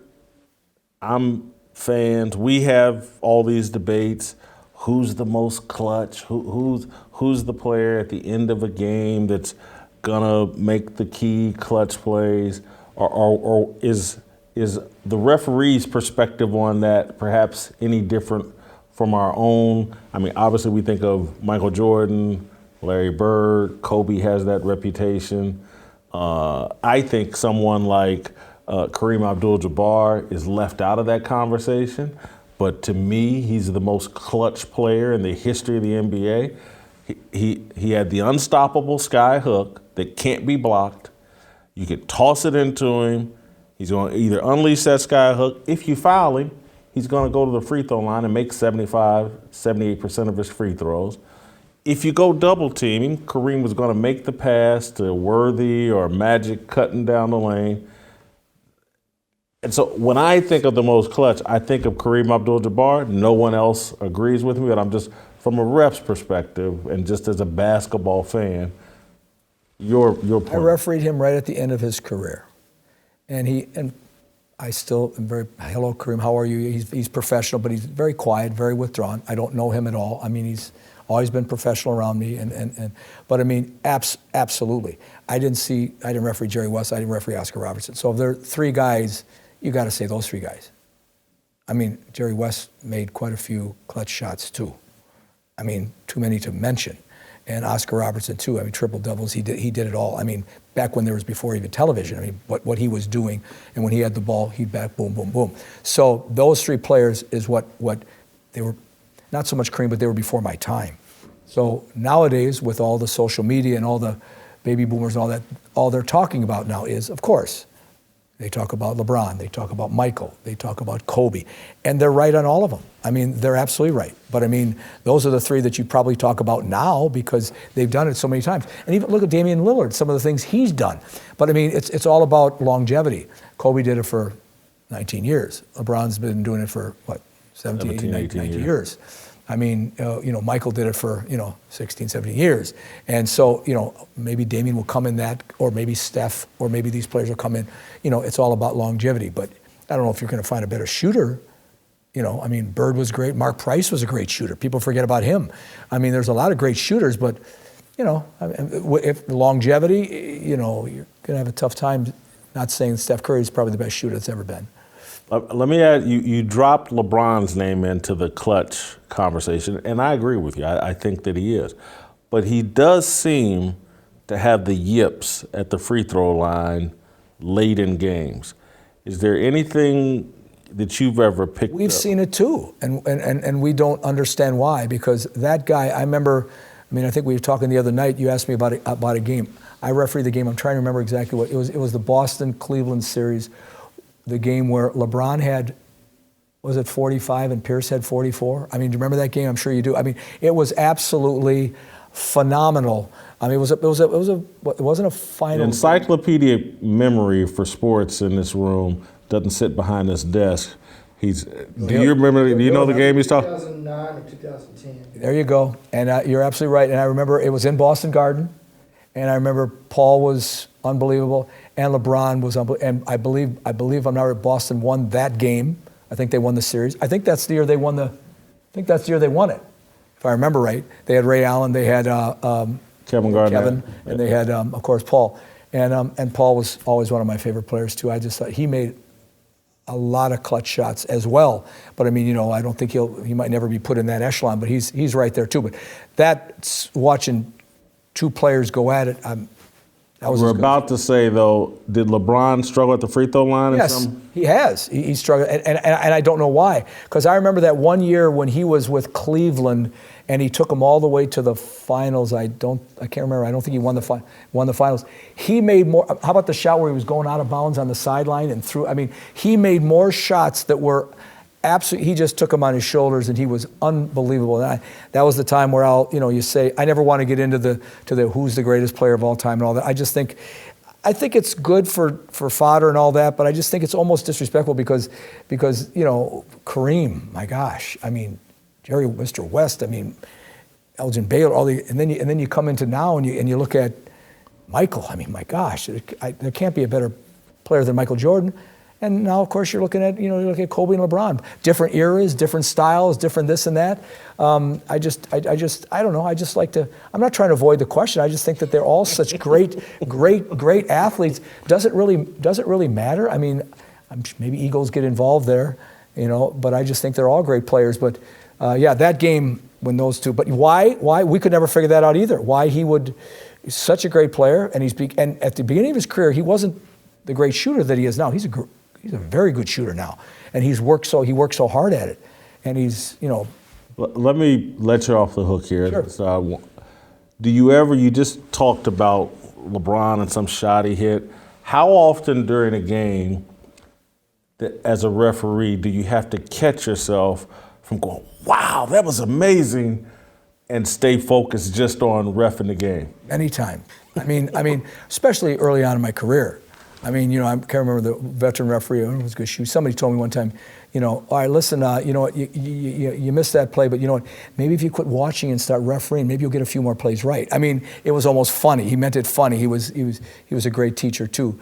But no, I mean, you can't get caught up in that because we're But how can you concentrating. not? These are the most they're ballet dancers that are 6'6", that. In fact, that's what Woody Allen's wife at the time sat behind the bench at Madison Square Garden. She came to every Knicks game, and that's what she said. These are like ballet dancers that are 6'10", that are so beautiful. What they do is amazing. That's why she enjoyed watching the game. It's funny you say that. I just remembered that. But no, I mean, it's amazing what they do. And yes, I appreciate it so much. But I got to get right back to what I'm supposed to be focusing on here, so I don't miss the next play. Obviously we talked about Shaq and some of the great players, hard to officiate. But what about players that you respected, but you knew, like, I'm in for a hard night, he's gonna complain or question calls? Who was difficult to officiate from a? There's just going to be tension between. I never would talk about that. But later on in my career, because I've gotten to know them now a little bit off the floor, and I'm not talking out of school because we've had conversations about just this, and we've laughed, and now we joked about it. But some of these players were extremely difficult, and at the time when I was refereeing, I took offense at it because I didn't think they respected my profession. That was the thing that would bother the referee the most. I respect every player and every coach without question. I mean that. I don't have to like them. They don't have to like me. I don't care, but I respect them for what they do. When we didn't feel like a player respected us, that was something. It says, who doesn't respect you for your craft? And when people don't respect each other, that's where we have problems. But now I can look back Reggie Miller. You don't think Reggie Miller was difficult to referee? Oh boy. Oh my gosh, absolutely. I mean, unbelievable. And today, if he walked in the door right now, I couldn't wait to hug him, because we would talk about things like that, and he knows it, and we would admit it, and he was so intense. I don't think a lot of times he even knew how he was coming up. Allen Iverson. You don't think Allen Iverson was difficult to referee? You talk about a competitor. I mean, extreme. I've hit him and thrown him I don't know how many times, and we were at a Hall of Fame. No, I worked my second All-Star game in 2005 in Denver, and Allen had gone a year or two, and he was just coming back. He was just, and he was back to the All-Star game. He came up to me in an All-Star game and said, "Kenny, I'm so glad to see you here. It's great to see you. How you doing?" And he was sincere. Allen's not phony. There's nothing about Allen that's phony. And so I go, "Gee, hey, Allen, it's great to see you here.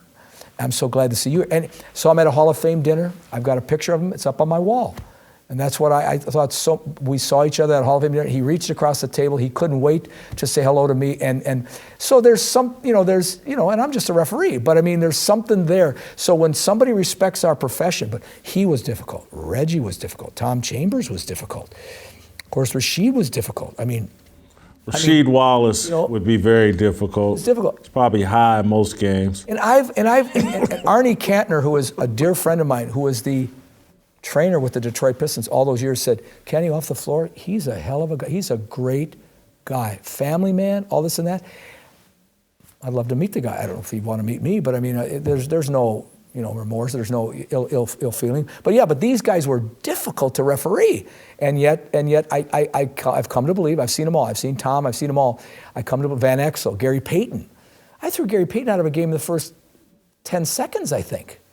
I mean, it couldn't have been something I did. It had to have been something that maybe he had an argument. I mean, they're people. People don't realize these guys they could have an argument with his wife. He could have had a bad day. He could have been hurt, and he had pain. Who knows?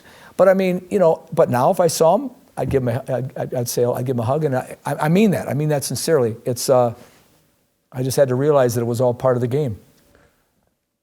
One guy that you and I have talked about, I think even on your last trip, is that I think you have, in a respectful, professional way, just a lot of respect for Steph Curry. I do. And the way he conducts himself on and off the court, and the energy and spirit he brings to the game. What clarify or expound on that? I know a lot of people do this. I could tell you stories about Charles Barkley, what he does off the floor, what Shaq does off the floor, what Karl Malone has done off the floor. I'm not going to, because it's not my place. These guys probably want to keep anonymity about that. But I mean, they do some wonderful things. But I just had a situation where, and I've talked about it, because not just because of Steph, but because of, this is a lot of what a lot of these players do. The people, we criticize them. People criticize them. They make all this money, all this stuff. But the things that they do, I think it should be told. And one time I was refereeing a game in Golden State, and I always exercise at the table.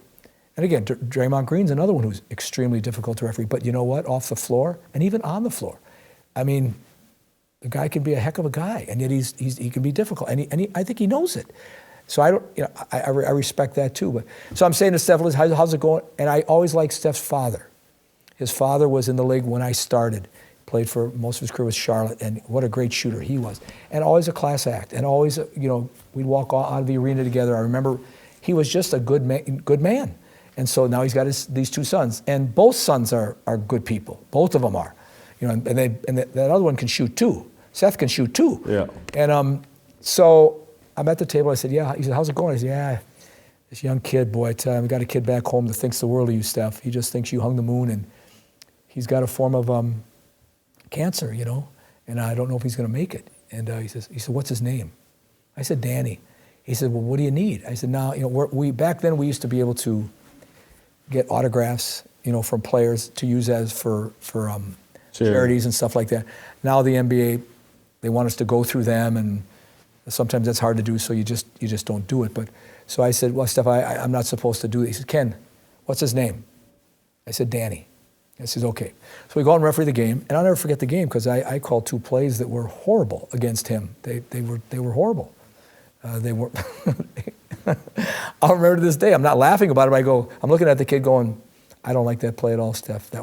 And so I'm showering after the game, and all of a sudden I get the security guard calls me, says, Kenny, this is for you. And I come out to the ground, I got a towel, and I come out and he signed 2 shoes. To Danny, from Steph, all good things happen to whatever his quote is.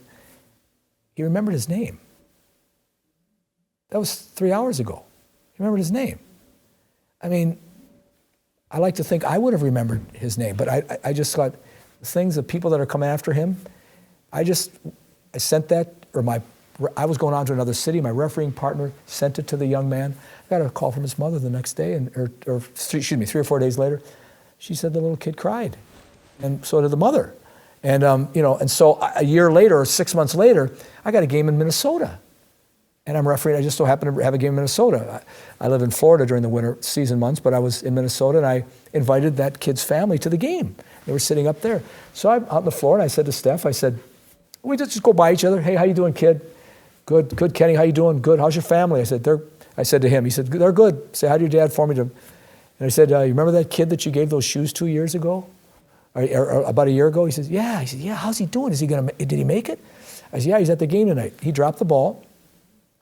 He's got this routine. Everybody knows his routine. We've seen it on. Everything is set in for every second of every. He drops the ball. He said, where is he?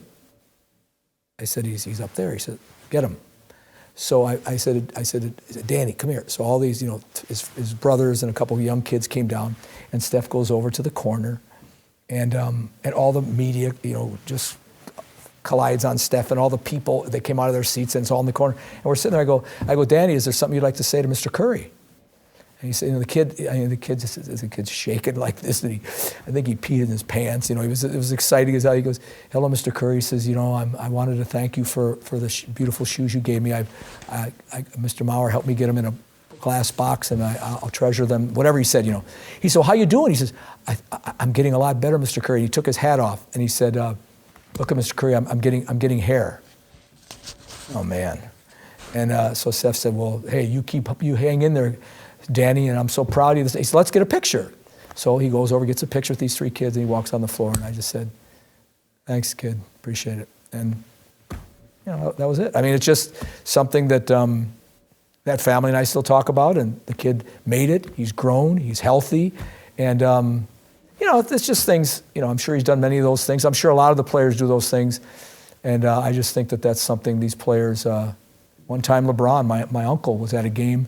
He watches LeBron play every day at home. He's got a TV set. He's almost blind. He sits 8 inches from the TV screen like this to see LeBron play. He loves the guy. And so I bring him to a game in Miami, and I take him down. I said, LeBron, my uncle, they're warming up. I said, LeBron, LeBron doesn't say much to referees. I said, LeBron, my uncle thinks the world of you. He thinks you hung the moon.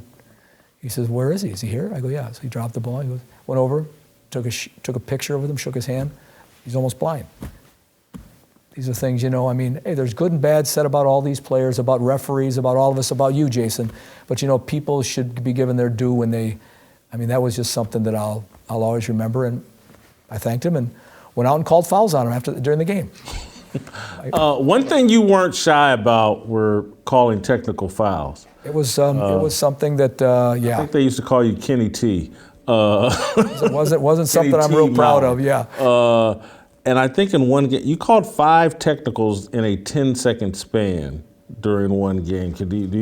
I think you remember it as 6. We did the research, and it was 5 in 10 seconds. Well, you remember that? It was 6, but I let the other referee take that one to the table because I had had enough. Oh. So it kind of was. I'll never forget the referee. He's a dear friend of mine. So, it was one of those things where I was in Minnesota again, and I was refereeing, and we were taught that back then it was any kind of taunt, any kind of this, any kind of whatever, we were to immediately give a technical foul to. And so one technical foul led to another, and then another player walked by and said, you're full of it, whatever, he swore. I go get a technical foul on you. And then Kevin Love took the ball and threw it, whatever, and they don't come any better than Kevin Love. I mean, they don't. And so I said, that's on you too, Kevin. And then basically you're sitting there going, okay, you don't, anybody else, and then Kurt said something, and Kurt wasn't didn't like what I had called and said a few choice words. And Kurt Rambis. Rambis, and so I gave him a He was the technical. Timberwolves coach at that Yes, time. and then I gave him a technical foul, and then he said something that he yelled it out, so it's probably on the. He yelled it, everybody heard it. So I mean, what he said, and so I said, get out. So I threw him, and then I remember there was one other one too, and then Bill Lambree says, Ken. I said, Bill, please don't. He said, you're going to hit me next? I said, I hope not. I said, you're not going to. Don't say anything. I said, let's leave her. It was just something that it went viral, went YouTube, and it was something that I don't know that I was wrong. There are many technical fouls that I could have walked away on, and I didn't handle right, and it was probably after a play I missed. But these, I don't know. Probably when you tossed Doc Rivers from a game, you probably.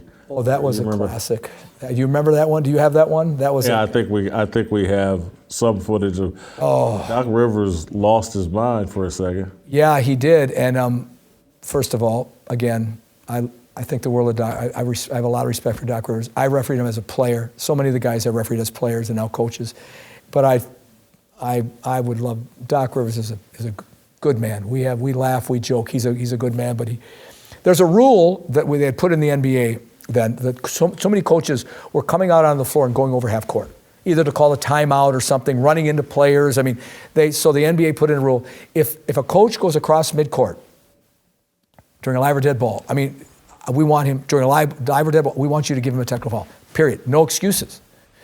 So early in the season, during a preseason game, a young referee, and I was in the game too. I didn't either. The referee stepped over the line to get the attention of my referee, and we were all given emails about, we want you to give that guy, why didn't you give him a technical foul? I said, he stepped over to get the referee's attention, and you want, okay, fine, no problem. Well, I guarantee won't happen again. So I'm with Doc, and I can't remember where we were. I mean, it was, I can't remember what arena we were in, but anyway, I was in Jersey, I think. And he didn't like a play.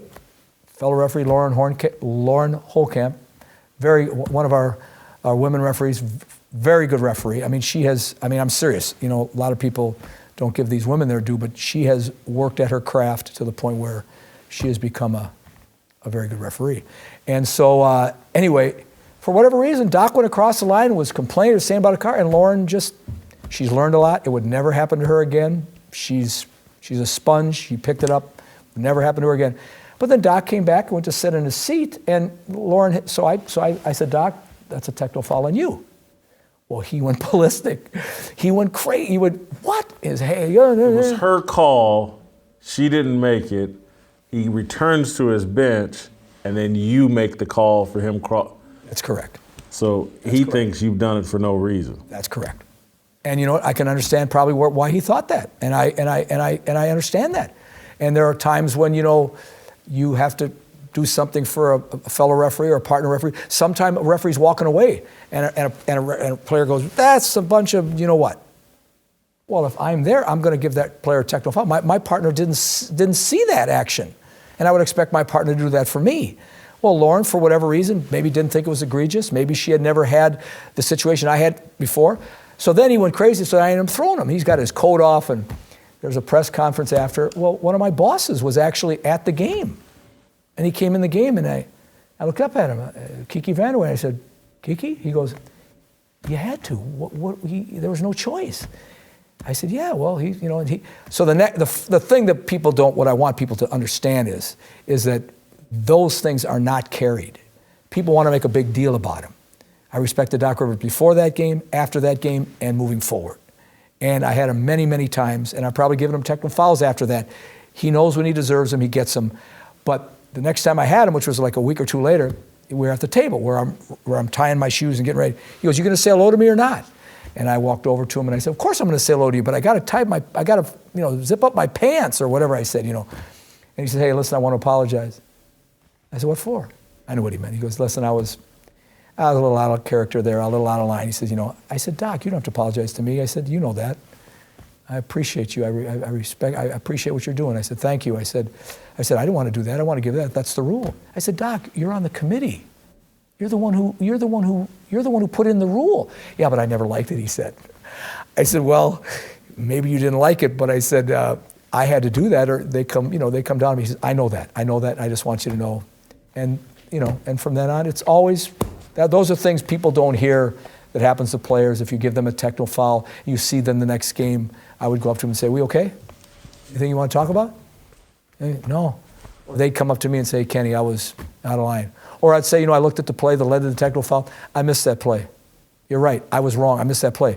But I can't allow you to be unsportsmanlike. I mean, whatever it is. And these are the things people don't hear about, and I wish they would. This may be testing your memory, but maybe not. The greatest player performance that you feel like you ever refereed or were involved with that game. Is there any particular, were you there when you weren't there when Kobe scored 81, were you? No, it wasn't there. No, that was true. But you know what?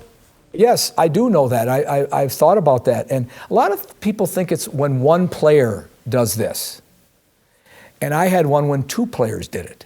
It was in I can't remember, we'll have to ask Corey again, 2008, 2009 NBA. I think it was the semifinals. It could have been quarters or semis.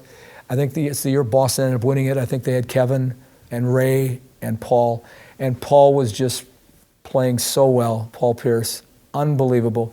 And, LeBron was on a tear. He was just, I can't remember what he had averaged that playoff series, and the one before that, he was playing.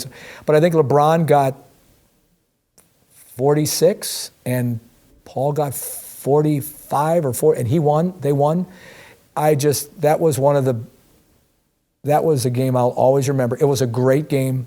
Both teams played hard, and Boston went out. Doc was coaching the Celtics at that time. I think Ty Lue was the assistant coach. And it was just, both players were just Paul Pierce was always one of my favorites. He competed every night. A lot of clutch shots. You were asking again, he's in that group. But that was the greatest performance by two athletes in the same game on both ends of the floor that I was a part of. Years ago, in an intramural game in high school, yeah, I put up 12 points, and one of my best friends put up 40 in the same game, and we won. I wish you had You won seen that it. game? Yeah, we won. One of my best friends put up 40. I scored 12, and it led us, I think it was the second game of the season, and so we won that intramural game. I wish I'd have been a part of that. Yeah. I wish I'd have been a part of that. Probably. I may have scored 13 had you 13. been there. Well, let's get it straight. Good, get it. I would have been. I'd have loved to have seen that team of years get 40, and you're 13. Kenny, thank you so much for coming back. I enjoy it. I enjoy being with you. I enjoyed this conversation, a walk through the NBA from a guy that has been on the front row for a lot of amazing moments and interesting moments. There's more to come. We still got Tennessee Harmony. Get your Fearless Army swag at shopblazemedia.com/fearless. Pastor Anthony Walker and Tennessee Harmony. Next. It's my obligation, no hate, discrimination, raising up your hands for freedom.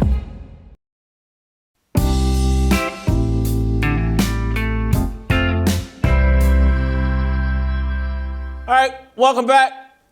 It's Wednesday, and even though we just had a very long conversation with Ken Maurer about the NBA and his memories, we got to get some Tennessee Harmony, and you know what we do on Wednesdays.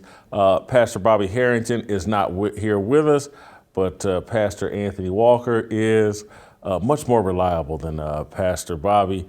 He's here, and we've got a couple of topics we want to talk about from a discussion I had with TJ Moe on Monday that I thought applied, and then Anthony pointed out something that he wanted to talk about off our conversation with TJ Moe about Lamar Jackson. And so before we dive into that conversation, I want Pastor Anthony to bless our conversation. Let's pray. Father God, we thank you again for another day. We're thankful for all the opportunities you've given us. Bless us in our discussion on today. We pray that what you would have to be known and expressed, Father, is what is expressed, and everything that we say be pleasing in your sight. In Jesus' name, amen. Amen. So, Anthony, you were you were interested in our conversation. TJ, I think, said something about Lamar wanting to be a billionaire, and we had a little conversation about that. Let's play the clip, and then I want to hear what you reacted to.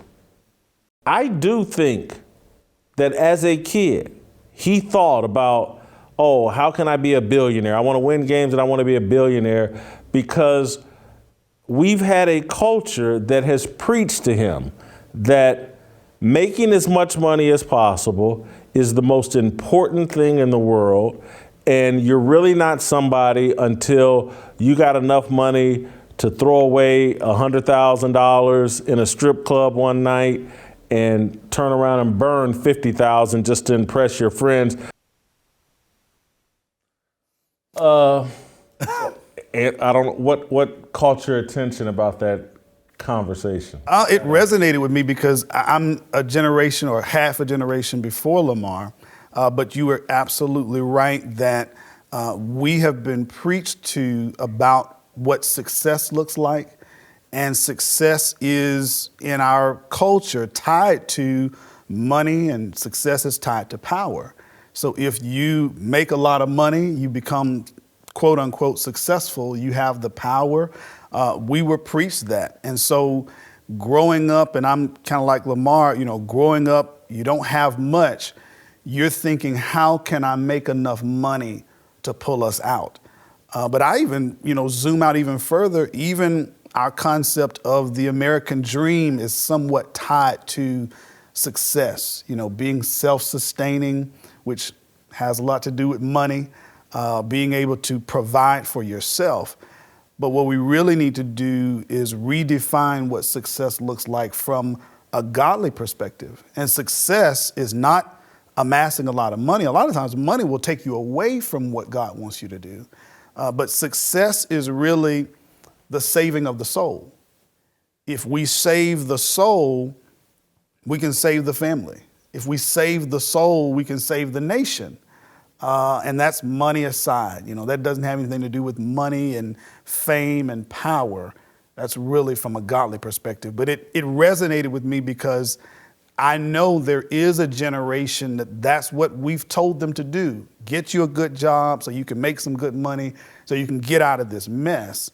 And I'm not opposed to having good jobs, and I'm not opposed to money. But what we really need to say is, wait, we really need to be about what God wants. Because if we're on a godly path, He will make us successful. He will take care of our families. It reminds me of what Coach Tom Landry said. One time he was asked, why are you so successful? He said, I do what most successful people have done. I determined my priorities in life, and that's God, family, then football. And so he actually credited his success in football and success in life as his aligning his priorities with God being first. So again, I understand why Lamar and many other athletes, especially black athletes that come from, poor, desperate situations, look at money. I get why they see that, but we still need to go back to God. A lot of football people talk about, maybe they don't even attach it to Tom Landry, but they talk about faith, family, and football. Mm-hmm. And, on the show I had at Fox Sports, we had T-shirts because it was a show founded in football, and we had T-shirts that said faith, family, and football. And Tom Landry, a religious person, and a lot of football coaches, particularly in that era, were religious people and kind of believed in that mantra. The only thing where I grew up poor, and I can remember me, my mother, and my brother laying in the living room floor, and we could pass an hour or two of time just having a conversation. Man, what would you do if you won the lottery? Mm-hmm. What would we do? And I'm sure maybe there's a lot of poor kids that can relate to that. I can relate. Because this was back in the day before, everybody was obsessed with video games and had cell phones or whatever. So you'd pass the time with conversations, a lot of fantasy conversations. But I never, even though we'd have those conversations, we would think about, oh man, if we, had all the money we could ever spend, what would we do? That was kind of fun. I never equated the American dream, as I'm talking about as a young person, as having as much money as I possibly could, or being super rich. I thought of the American dream as, and even though I don't know, I didn't apply enough of this to my life in my 20s and 30s, but I really did think of the American dream as having a family, having a house in a nice neighborhood, having some kids, and being able to provide for them and your family. That's what the American dream amounted to me. I think we've become so materialistic in the American culture that now the American dream means having a mansion, having a private plane, and having power to control your not just your destiny, but other people's destiny. And so and then again, who the kids see as idols, Lamar mentions LeBron or whatever, but a lot of kids, I think in the inner city, think of the rappers, Jay-Z, whomever. And again, we have created a culture. It doesn't matter how you acquire the money. If you have it, you're successful. And you're someone to be respected and listened to. And, I think Lamar Jackson is a great young man. I'm not sure if at age 25, I would sound much different than him in terms of my worldview and perspective. And hopefully he'll mature, and because I do think he has a religious foundation, a faith-based, a Christian foundation. Hopefully he will mature out of that. The other thing that TJ and I made a note that, like, TJ, you're taking us off in a different path, and I wish TJ were available today because I'd have him ask directly. But he started talking about revelations, and this was in a different part of the conversation. It didn't have anything to do with Lamar, really. It was just about what time we're living in right now, and his view is based on the book of Revelations.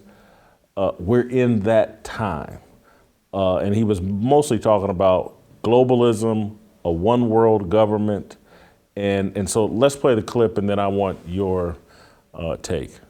We will have a long conversation at some point about what globalism actually leads to, the product of globalism. Because again, it's, we act like these guys who are benefiting the most, LeBron and Brittany Griner, most of the NBA specifically, they say, well, it's the greatest good for the most amount of people. And that's how they preach it and hide behind it, even though they're really the only ones who are benefiting it.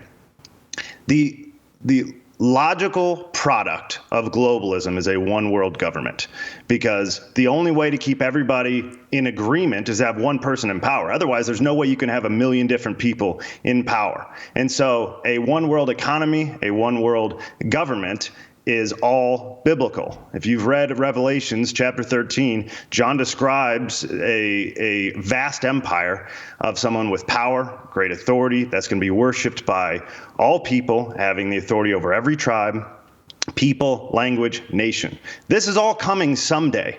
And so to get into a much deeper version of what this is, guys like you and I need to be fighting against this and delaying it as long as humanly possible, because when globalization actually does become a reality, the end is near. Is he on firm footing? It depends on how you interpret the book. The book of Revelations, the name Revelations, is actually the word apocalypse. Okay, apocalypse means revealed. So when John writes this book, John uses what we in religious circles call apocalyptic literature, and that kind of language uses highly figurative language. It's very coded. And so you would have to have a deep understanding of what the language means, the figurative language means, to be able to apply it to your interpretation of the text. So when we look at Revelations, I often tell people you first need to study the book of Daniel, because that's the first time biblically that we are introduced to that kind of language, those figurative language. And then we can look into the book of Revelations. The book is one of the most difficult and most, kind of misinterpreted books because it's written on different layers. For example, John enters into a trance-like state as he's writing the book. So imagine if you are having a dream and you're describing a dream and also using figurative language. So it's written on all those layers. So in order to interpret it, you have to kind of decode all of that to then see, okay, now how do we actually apply the message? There are three ways, really there's more than three ways, but three primary ways that people deal with the book of Revelations. I've got a slide that'll kind of explain this. There is the preterist perspective. They look at the book as being written about things that happened in the past. So after decoding the language, going through all the figurative language, they believe that this is talking about, or John is talking about, things that happened in the past, about AD 70 when the book is written. And it's between or about Rome and the church and the issues that are had there. So that's one perspective. Another way of interpreting it are the idealists. And idealists believe that there are principles given in the book about an ever continuing cycle between God's people and the enemy. So when you decode the language, they believe that, you'll see a rise in apostasy, people turning away. You'll see a rise of an antichrist. And then you will see a remnant of God's people led by God that will overtake that. And we'll kind of go through this cycle.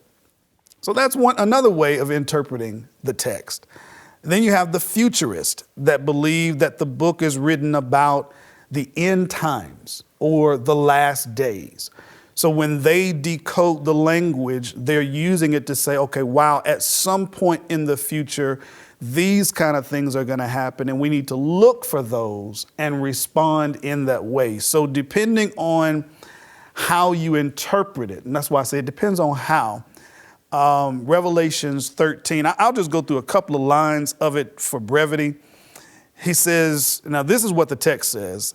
Then I stood on the sand of the sea, and I saw a beast rising up out of the sea, having 7 heads and 10 horns, and on the horns 10 crowns, and on the heads of a blasphemous name. Now the beast which I saw was like a leopard. His feet were like the feet of a bear. His mouth was like the mouth of a lion. The dragon gave him his power, his throne and great authority. And I saw one of his heads as if it had been mortally wounded, and a deadly wound was healed. All of the world marveled and followed the beast. So they worshiped the dragon who gave authority to the beast. And they worshiped the beast, saying, who is like the beast? Who is able to make war with him? Now, depending on your interpretation, that beast could be Nero. The beast could be Domitian. The beast could be another antichrist figure led by Satan. Some people have looked at the beast, and this is the same beast that we say is marked with 666. Some people have looked at that and they said, wow, it could have been Hitler, because Hitler's names all had 6 letters, and he was a satanic figure, and he tried to have this united one world system. Maybe it's Hitler. And then other people looked at it, well, maybe it's Ronald Reagan. His name's had, 6 letters. Ronald Wilson Reagan, maybe he's the beast. So depending on how you interpret it, this apostasy, this falling away, this antichrist that's coming, Jesus spoke of an antichrist that would come. I tend to not run to Revelation because of all the complexity in the language. And I look at other texts. Matthew, Jesus refers to a passage in Matthew where they were asking him, what signs should we look for at the end of the time? When is this stuff going to happen? And Jesus says, nobody knows the day or the hour that I'm going to come. It's going to be like in the days of Noah, where, people are going to be doing what they want to do, and then all of a sudden, I come. Paul talks about an apostasy coming. He references the last days. Now, where I stand on the last days, When we look at last days, we think of, okay, 5, 4, 3, 2, 1, this is it.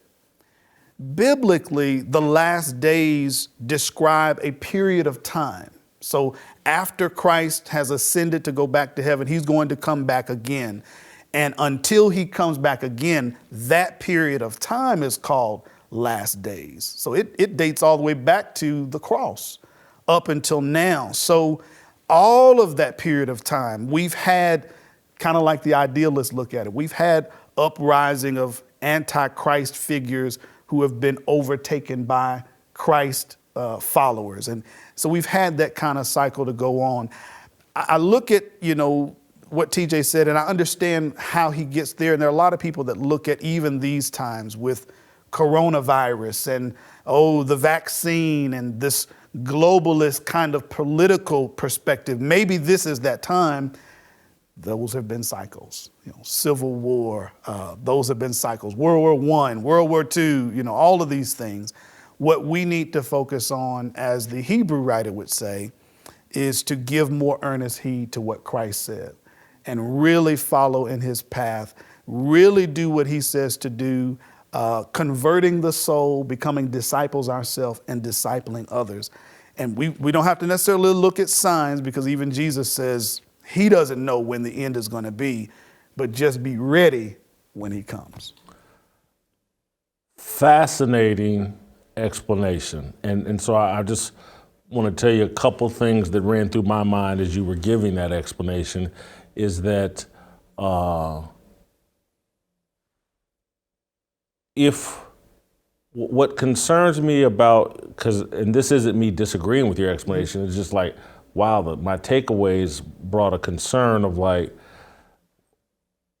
the powerful countries, America being the most powerful, and in my view, much of Europe, the people with the most weapons, the ability, seem to be moving away from religion and Christianity, and so we've become very secular. And so I think, based on some previous eras where maybe an antichrist, a one world government type person rose up, the people with the most power were more Christian countries or more faith-based countries, and so it was easier to slay them.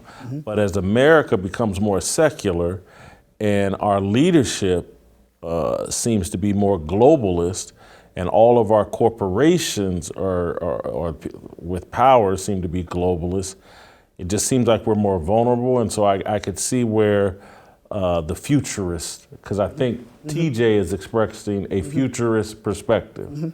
And, I listened to your idealist perspective, and it made me more hopeful. It made me like, we can rally and this fight's not over. And then that's what made me go to the conclusion of but do we have the most power? Do we have the biggest weapons? Can we really slay the dragon this time, when I think our country's become more secular? But let me say real quickly to that. One thing that encourages me from the book of Daniel and that period of time, there were world powers that if this power was in place, this government was in place, it literally controlled the whole world. And Daniel describes there will be a kingdom that will arise that will be more powerful than all of those. And what he's meaning is, you think about, like you talked about, this country, this country, this country. If we won a territory, we're fighting over land rights and things of that nature. But God's kingdom is not based on territory. It's not based on land boundaries or based on weapons. It's based on minds and hearts and souls. And his kingdom can pass through any kind of landmass or any kind of weapon. You can kill me, but you can't kill the power that God has given me. You can't kill the word. You can't kill the power of Christ. So his kingdom is one that's going to take over the world. Those things, and I'm not saying I'm not concerned about those issues that you bring up. Those are there. But the kingdom that God is saying that will ultimately win And that's the conclusion of the book of Revelations too. That kingdom will defeat the enemy so quickly. Revelations chapter 19 happens like this.